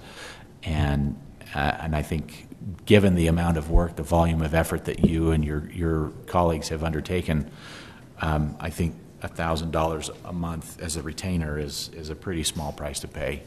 Could I just make one clarification with regards to the existing contract? So what we have, I've pulled it up on here. It's really kind of hard to read, but what it states is that in the event the firm completes the scope of work prior to the expiration of the term, meaning that we're successful in getting a user in earlier rather than later, that all remaining payments, including the remaining monthly fees due under this contract, would still continue until the expiration of the term. So I wanted to create that clarification. Yeah.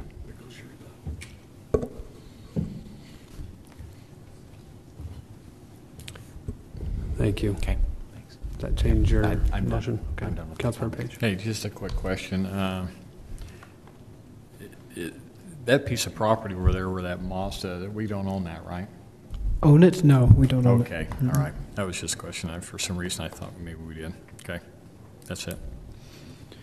Thank you. A motion and a second on the table. I'm so sorry. Can I make one comment? I guess so. We're in the position today that we can dictate however this contract looks on our end. I think it's appropriate if it is.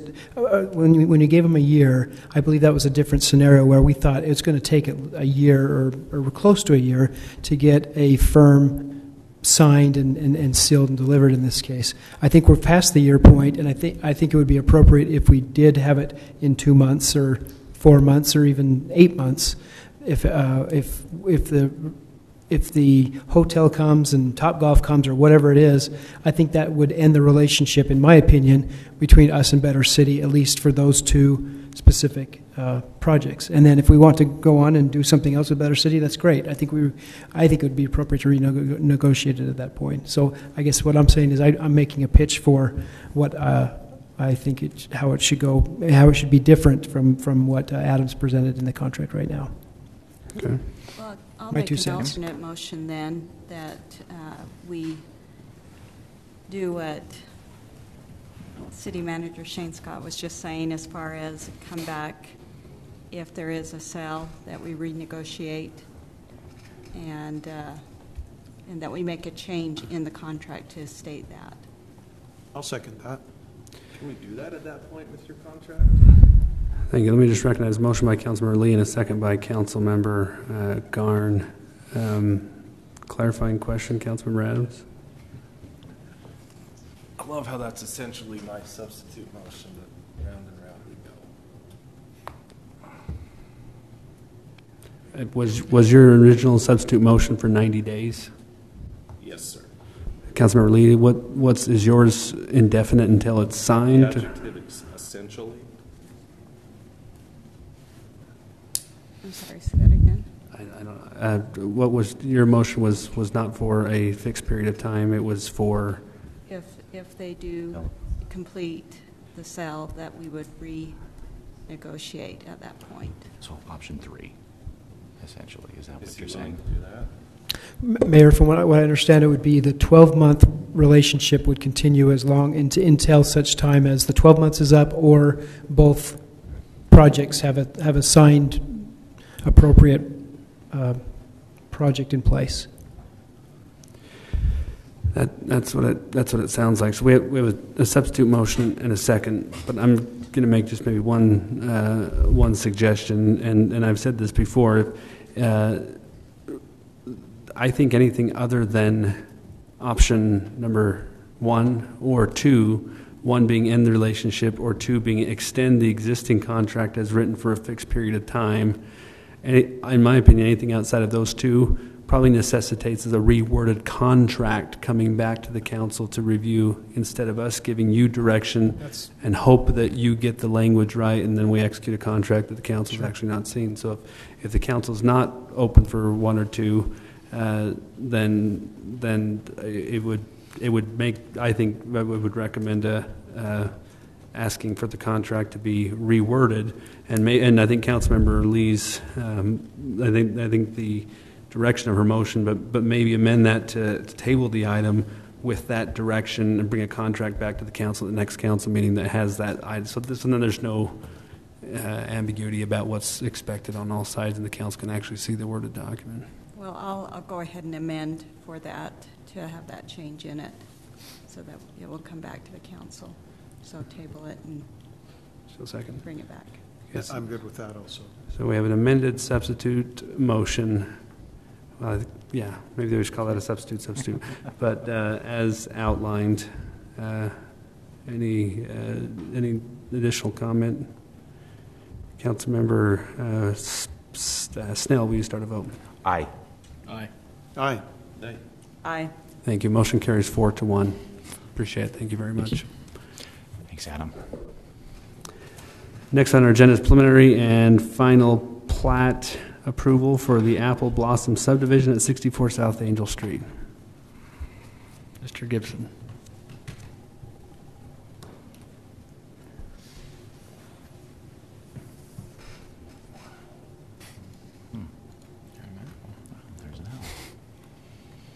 Trying to think of a good owl. Sorry, getting back into who?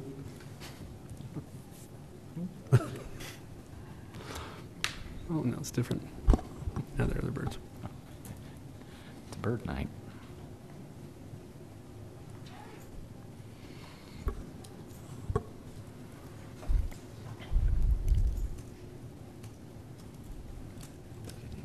Okay, apologize for the delay, Council. So the item here before us with the preliminary and final plat for the Apple Blossom subdivision here just on the south end of Main Street. Recently, before the council, this property was rezoned, and as part of that, a pretty detailed concept plan was presented before you as that part of that discussion, including 7 lots on a cul-de-sac that you can see here. Ultimately, the R114 zone was approved at that time. Part of the discussions that ensued during that process dealt with the southwest corner of the property and some concerns with water. And so with the approval of the rezone, as the developer's gone forward to look at the plat, they've been working to address that, but have ultimately kept the same layout, same configuration, same number of lots on the property. As you see here, there are 7 lots total in the subdivision. 2 of those lots include existing homes, one of which I believe would be removed, and there would be 6 new homes, but 7 total as part of the project. When reviewed by the Planning Commission, and as staff and the engineering staff has looked over their proposals, everything meets the standards as required by city ordinance, particularly in discussion with storm drain and the water concerns that were brought up during the previous hearings and meetings. Typically, the city requires a 10-year storm retention on site that be dealt with on any new subdivision. They've looked at different options as to how to deal with that, and have ultimately come up with essentially putting a swell around the perimeter of the property. You can see, looks like the state of Utah sort of here in dark, where the front of the property would drain into the new cul-de-sac, into the street. But the backyards would drain into these swells, which would retain the water. Based on some of the conversation and concern that Ivory Homes, who's doing the development, designed it to a 100-year storm capacity. I, not being an engineer, don't know the specific difference, but essentially a larger capacity than the required 10-year capacity within city ordinance. As it was discussed and reviewed by the Planning Commission, they ultimately recommended approval of the preliminary and final plat, as shown here, with the stipulation that there be notes on the plat or recorded against the title to ensure that future property owners knew about these retention swells so that they didn't disappear, at least without their knowledge. Some of the concerns about staff that were brought up in the consideration of these projects, or excuse me, of this project, are just ensuring that with a landscape break, somebody doesn't go out there and take out what's required for their stormwater retention. So the Planning Commission felt that if there was sufficient notice recorded against the property on plats and so forth, that could be dealt with and that would be appropriate. So with that, they passed along a positive recommendation with that stipulation. The developer is here this evening as well as the property owner, and I'd be happy to take any questions myself if necessary. Thank you. Any clarifying questions from the council? Start with Councilmember Page. You know, it's bad luck. It's just the way it is. Yeah, it's you. Hey, right here, you can see that it's around the property. But what about in between the lots? Is it requiring any kind of berm or anything like that? No, the retention is, as shown, is specifically within the perimeter, so it protects existing property owners from the new development. But from lot to lot, they've not designed specific berms between each one of the new subdivision lots. Yeah, just a question. I mean, doesn't the land slope this way? It does. So yeah, so everything would slope away from the cul-de-sac, and then the way we would grade the lots, we would grade, away from the home to the property lines, and then it'd go along the property lines to the back swell, where it would percolate. So that was the design. So. Okay, is there a concern about the guy that ends up buying this will get the water from all these guys coming down into here? No, I mean, it's designed so the water stays on each swell, on each lot, so that we're trying to keep all the water, that hits the property to stay on each individual lot. And the way we grade the homes, once we build the homes, we build them up, we grade to slope away from the house to the property line and then down into the swell. So there shouldn't be any issue as far as cross flows into neighbors' yards. Okay. So. Now, this is probably a question more for Lyle. I noticed the Planning Commission, one of the stipulations, they wanted that recorded with the county as well, about, that they have the responsibility to make sure that they keep this in their backyard. They understand that there's going to be standing water, because that's the thing. Down the road, you don't know what it's going to be like 10 years down the road, or the second buyer or the third buyer. Sure. So to solve that, we will have it as a plat note, which will be recorded. We will have it in our disclosures when the buyer goes to buy the home. We disclose what it is, and how it functions, how it works. It's a note on the plat, and then also in our protective covenants that we record against the property.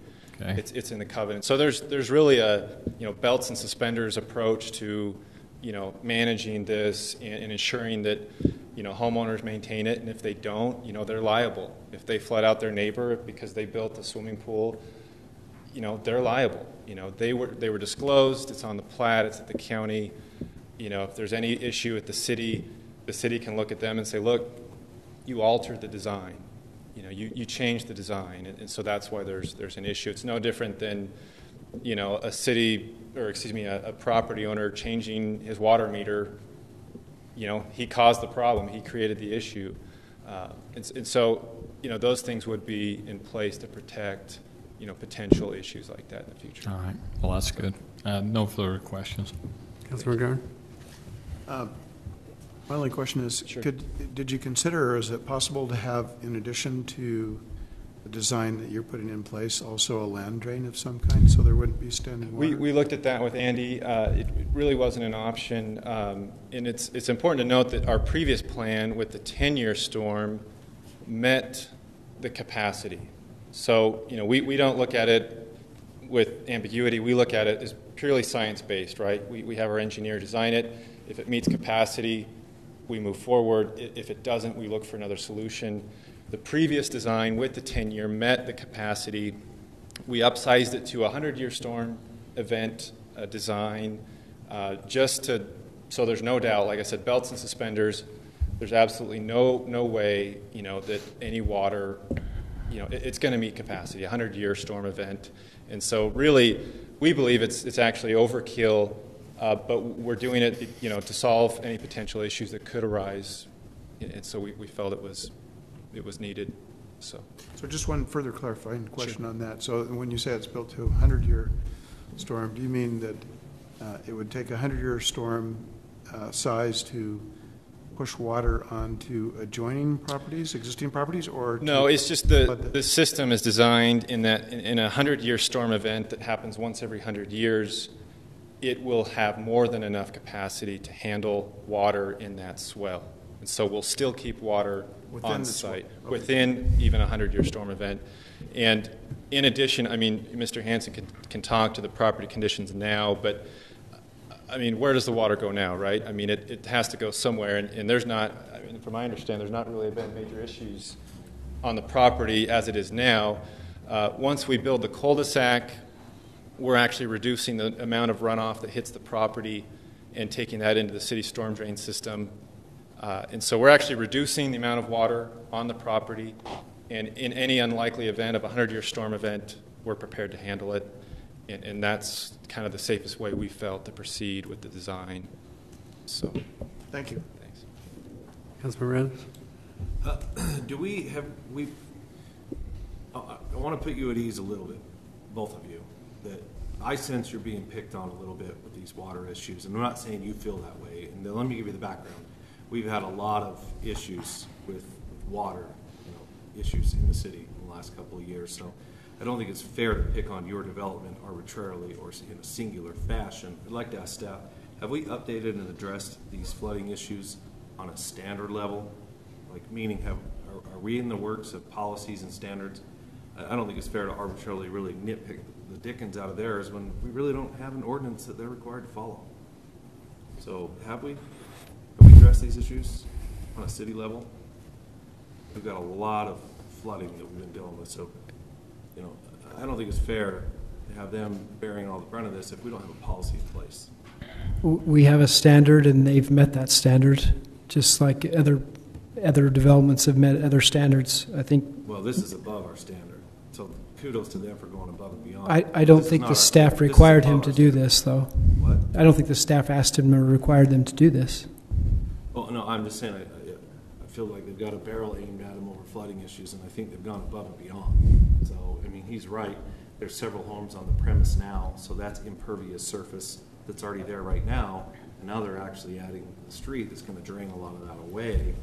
They're going to tear down a home or two and maybe build one or two surplus homes. But anyway, I don't think you deserve to be picked on when we don't have a policy. I think you've already gone above and beyond that. So, Councilmember Lee. Yeah, I'm glad that you're actually looking into this concern and that you recognize the need for it. Typically on most of your developments, do you have these kind of issues that you deal with, or is this an extreme? You know, it's West Kaysville. We all know West Kaysville has a higher groundwater table. It's more flat. It's, you know, the closer you get to the Great Salt Lake, the more engineering is involved to get water where it's supposed to go. And so in West Layton, West Kaysville, West Farmington, you run into stuff like this. It's pretty common. Versus the east side, you know, up on the bench, you don't have any of those issues. But, you know, we care about water. We don't want water issues. Our homeowners don't want water issues. The city doesn't want water issues. Our previous plan met the standard. Like Councilman Adams mentioned, this exceeds the standard. Like I said, belts and suspenders, you know, this is above and beyond what is needed, but you know, we felt that it was a concern, you know, of Andy's. It was a concern of some of the residents. You know, they talked about it, and we just said, look, we're going to just put this to bed. We'll solve all the issues. You know, I'm not an engineer. You're not an engineer, but we hired a very good engineer to design it so that it doesn't have any issues with water. Was it ever brought up to talk to the neighbors to the west and try and work with them to drain it down to the road to the west? Yeah, we looked at that. I mean, it comes with great liability to take someone else's water onto your property, and then who's responsible? You know, who's going to get that phone call if the capacity isn't right, or if his system fails and we're feeding into his system? And I don't know about you, me personally, if I had a home, I wouldn't want other people's water draining even through a pipe through my yard. I just wouldn't.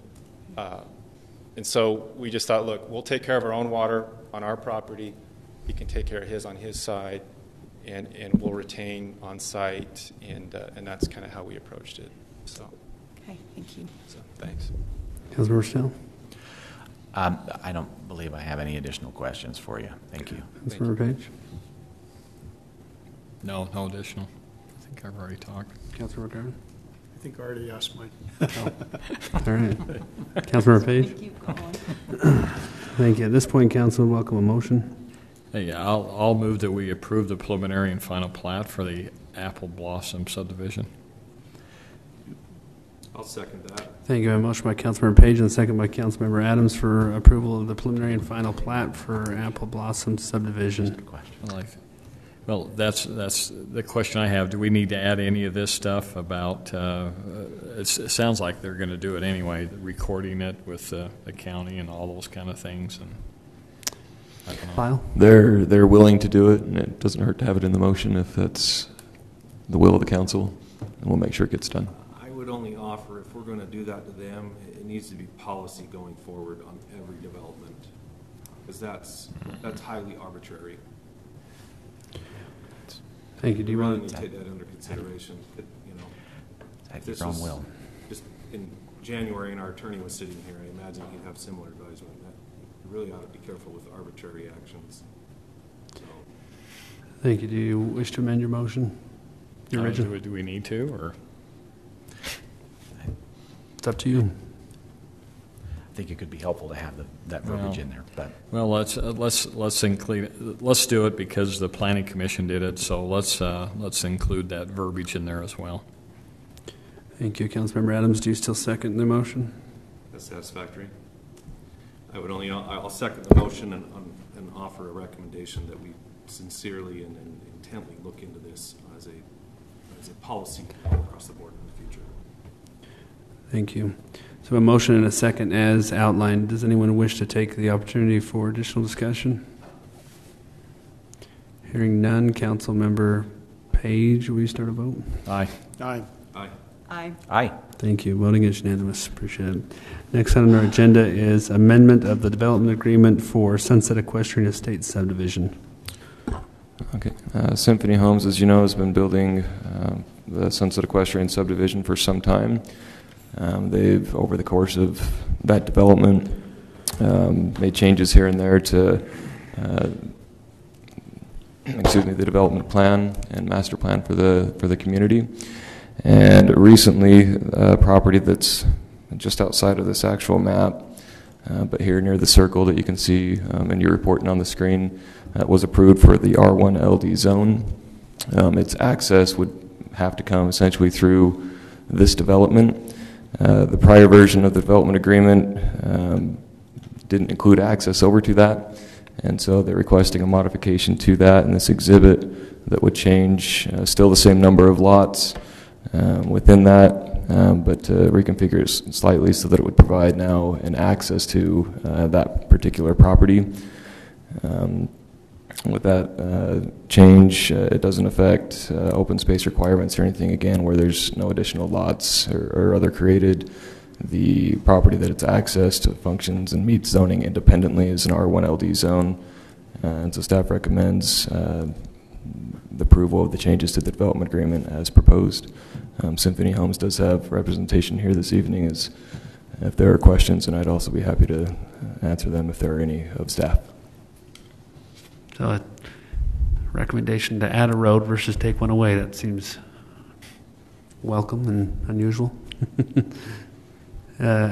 Any clarifying questions from council?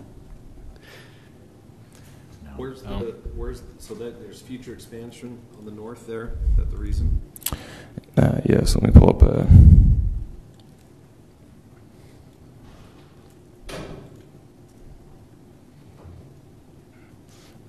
so you can see here sorry, we're on a smaller screen than we started with, but this yellow property was rezoned and is in control of Symphony Homes earlier this year, I believe, to the R1 LD. Currently everything along Sunset Drive here is developed and the access to it is closed off, so the access to it would come through this property here, which is this section here. So the map's turned sideways north. Gotcha. is on this end. How long is that stub? One lot deep, so I don't know the exact distance. Is that 1 or 2 lots deep? I see 2 lot numbers. I guess depending on which way you're looking at it. So 1 lot on this, 2 properties on the north end. Is Symphony Homes here? Yes. I'd like to know, it's been a current topic. International Fire Code requires anything over 150 feet long to have a temporary turnaround. And I'm sure you're not going to argue this at all. You deal with this all the time, these temporary fire turnarounds. But we've got multiple of these throughout the city, some that are even over 400 feet long that do not meet the fire code. So are you planning on, if you exceed 150 feet, are you planning on putting a temporary fire truck turnaround out of road base at the end of that on your phase line? Actually, it's only 6 lots in that 4 acres that are beyond that, and we actually are going to do them concurrent. So we'll do phase 16A, which is where we're doing the modification, and phase 19 concurrent, all in one shot. So there'll be a cul-de-sac at the end of that dead end. And so we would not propose the need for a temporary turnaround, but we would just complete the project. There's only 26 more lots left, so we just do it all together. Okay, good. So the phase line is essentially just a technicality. It'll all be done as one phase at one time. Yeah, and the intent, and we have an agreement with the HOAs to add it to the HOA so they can, they'll get the revenue for the amenities and things.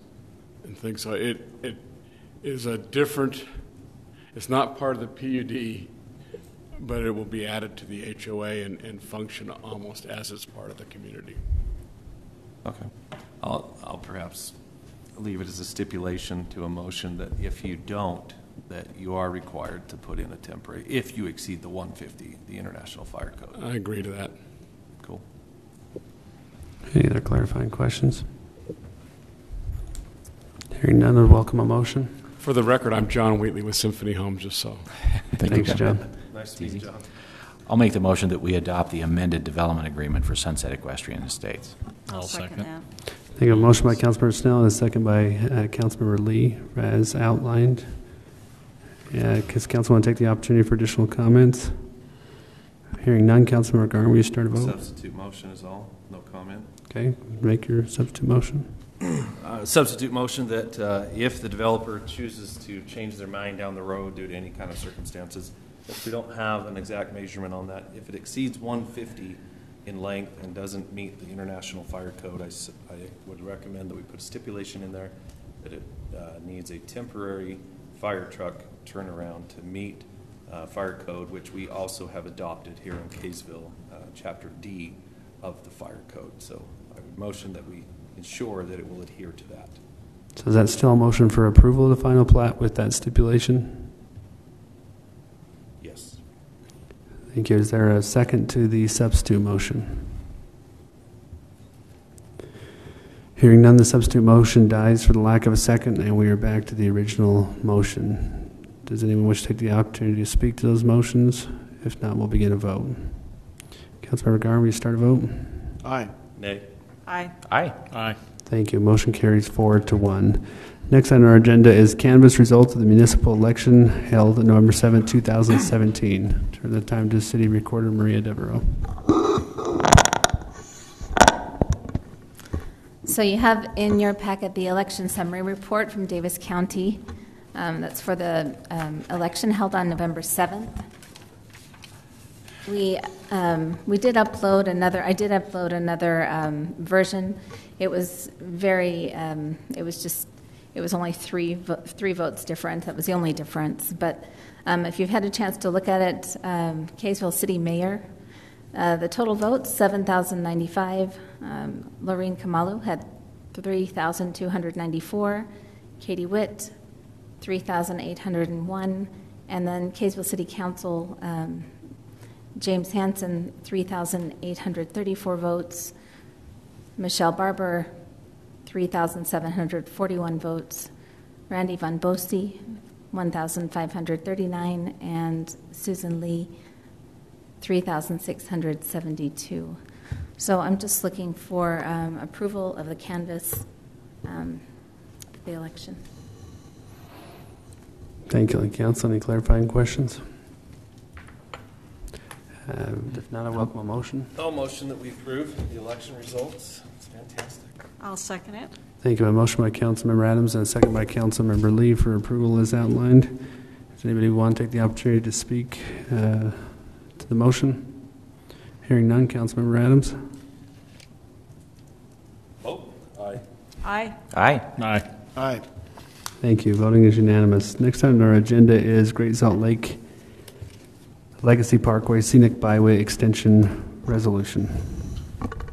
There's now that the West Davis corridor alignment is relatively set, there's an effort by those cities that are in which the alignment crosses to extend the Legacy Parkway Scenic Byway designation from where the Legacy Highway lets off up to the end of the West Davis corridor.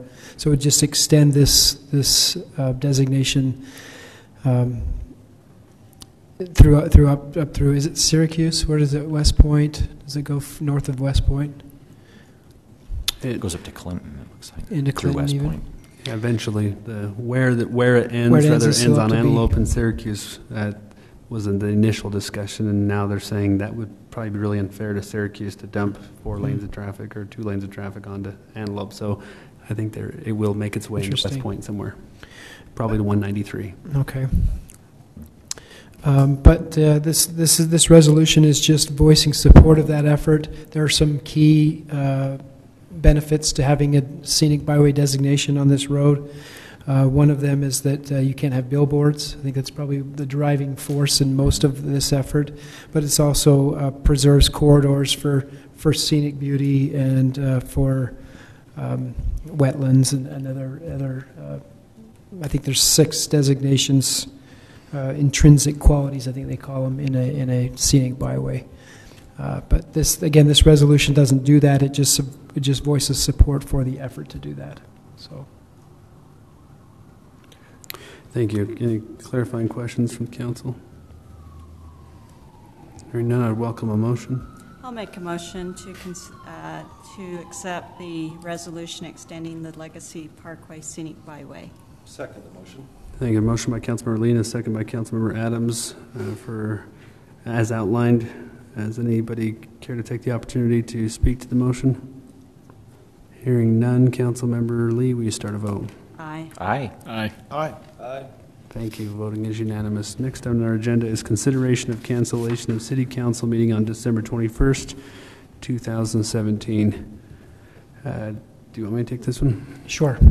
Council, this is not a must, but was at least something I wanted to call your attention.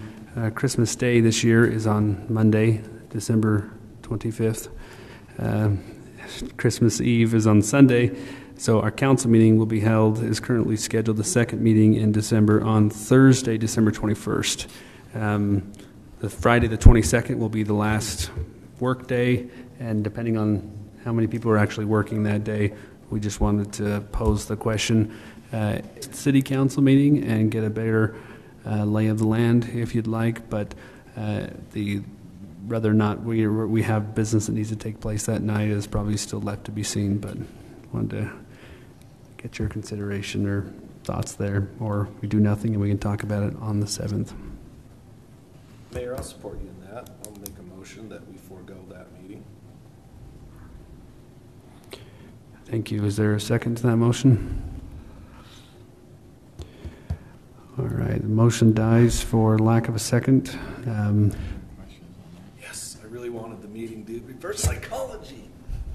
See you right before Christmas. I'll make another motion just to reconsider. I don't know that the motion's necessary, but just to reconsider it on the next meeting, first meeting in December, to see if there's any important agenda items, and if not, then we can vote to cancel it at that point. I'll second that. Thank you. Motion and second. Motion by Councilmember Garner, second by Councilmember Snell is outlined. Does anyone care to take the opportunity to speak to the motion? Councilmember Snell, will you start a vote? Aye. Aye. Aye. Nay. Aye. Thank you. Motion carries 4-1. Next item on our agenda is minutes. Council, you have in your packets, this is always the fun part to scroll. I think you have one set of minutes from our last city council meeting. If you've had a chance to review it, welcome a motion for their approval. I'll make a motion that we accept the minutes from the meeting November 2nd, 2017. I'll second. Thank you. Motion by Councilmember Lee and a second by Council Member Garn. All in favor? Aye. Aye. Any opposed? Thank you. Voting is unanimous. Next on our agenda is review of calendar. Council, you have before you a 3-month calendar. We'll let you read that, and on your own time, maybe just one point of clarification. The Monday after Thanksgiving Day is the city what? Well, no, I mean like as far as electric lighting. The lighting ceremony and the Kaysville gives. But not a lighting. There's no light parade. Parade, correct. There's a lighting, right? Tree lighting. Yes. There's a lighting ceremony out here, but there's no more light parade on Main Street. Thank you. Just one other thing. 27th, I think it is.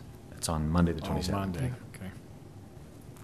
On the second Tuesday at 6:30, they have the Healthy Kaysville meeting at the police station. That'll be on the 12th. Yes, that would be December 12th. Every second Tuesday, correct? Yeah. So it'd be a reoccurring thing. I know we've got on the 5th, on December 5th, we have the 7 p.m. Power Commission meeting. I think that's the regular one, but I believe that's also the night for the next public open house. Yes, they do it in conjunction with that. It does start Is at it 6. also at 7, or I thought it was at starts 6? 6. Okay, so we may want to adjust that. Thank you. And then, of course, New Year's Eve celebrations are taking place on, do we know what day yet? They will not be held this year. Right. The 31st falls on Sunday, and the decision was made. I don't think we'll get many people out, so we won't be holding the New Year's Eve celebration this year. What was that? We won't be? We will not be. That's right. How come? Because it falls on Sunday. Because it falls on a Sunday. Thank you. And then we'll, one item too that we'll still bring, maybe point of clarification, the state statute for relinquishing an elected office is the first Monday in January at 12 noon. That happens to be New Year's Day. I did double check with, I double checked with the Lieutenant Governor's office and asked the county both, and the county said, yeah, we're certain it's Monday. The Lieutenant Governor's office said you may want to seek an opinion from your attorney. But regardless, and I mentioned this to Mayor-elect Witt as well, whether or not the newly elected want to hold their oath of office on New Year's Day or move it toward a subsequent day. Sometimes they've done it on the first business day afterward. But regardless of when you decide to take the oath of office, the existing elected officials' terms end at noon on January 1st, no matter what. So whether or not, I've heard that some cities in the past, when it's ran on a weekend or something like, well, it wouldn't be a weekend if it was a Monday, but if it's been this in the past, they've maybe just done a small oath of office with the city recorder on that day, so that if something happened to happen between their ceremonial one, but that's something to work out, and we'll let you know when the newly electeds decide to do that. Next on our agenda is council member reports. Does anybody have a council member report they would like to share? I'll start with a very, very quick one. Well, I don't think there's really much to tell about this. Probably more of a police and fire report, but also included impact to our electrical infrastructure, which still falls under administration. I think you all saw the fun events that took place, but just compliment not only our power folks, but our police and fire departments from Kaysville and surrounding communities for coming in and helping address that. Anybody else have a council member report? Just to follow up on that, Mayor, because of the power outage that happened on Saturday, we opted to cancel the veterans program. So I think there were some people who were disappointed that we didn't have that, and there was a lot of people who put a lot of effort into preparing that, planning it, and preparing food and getting all things ready. So, we looked into rescheduling that to another date, and it just logistically didn't work out. So apologize to the veterans that they didn't have their program that's singularly focused on them with the meal, but we'll try to catch up on them next year. Thank you. I just had one, report, but, well, it's a comment more. I think that the men who serve on the Power Commission went above and beyond their call of duty as far as when the power went out. They were right there helping out in any way they could, providing resources that the city needed, that they were able to get access to, and a huge kudos going out to them for their extra efforts that they did. And they really, really take what they do very seriously, and I appreciate it, and I'm sure many citizens do. So, thank you.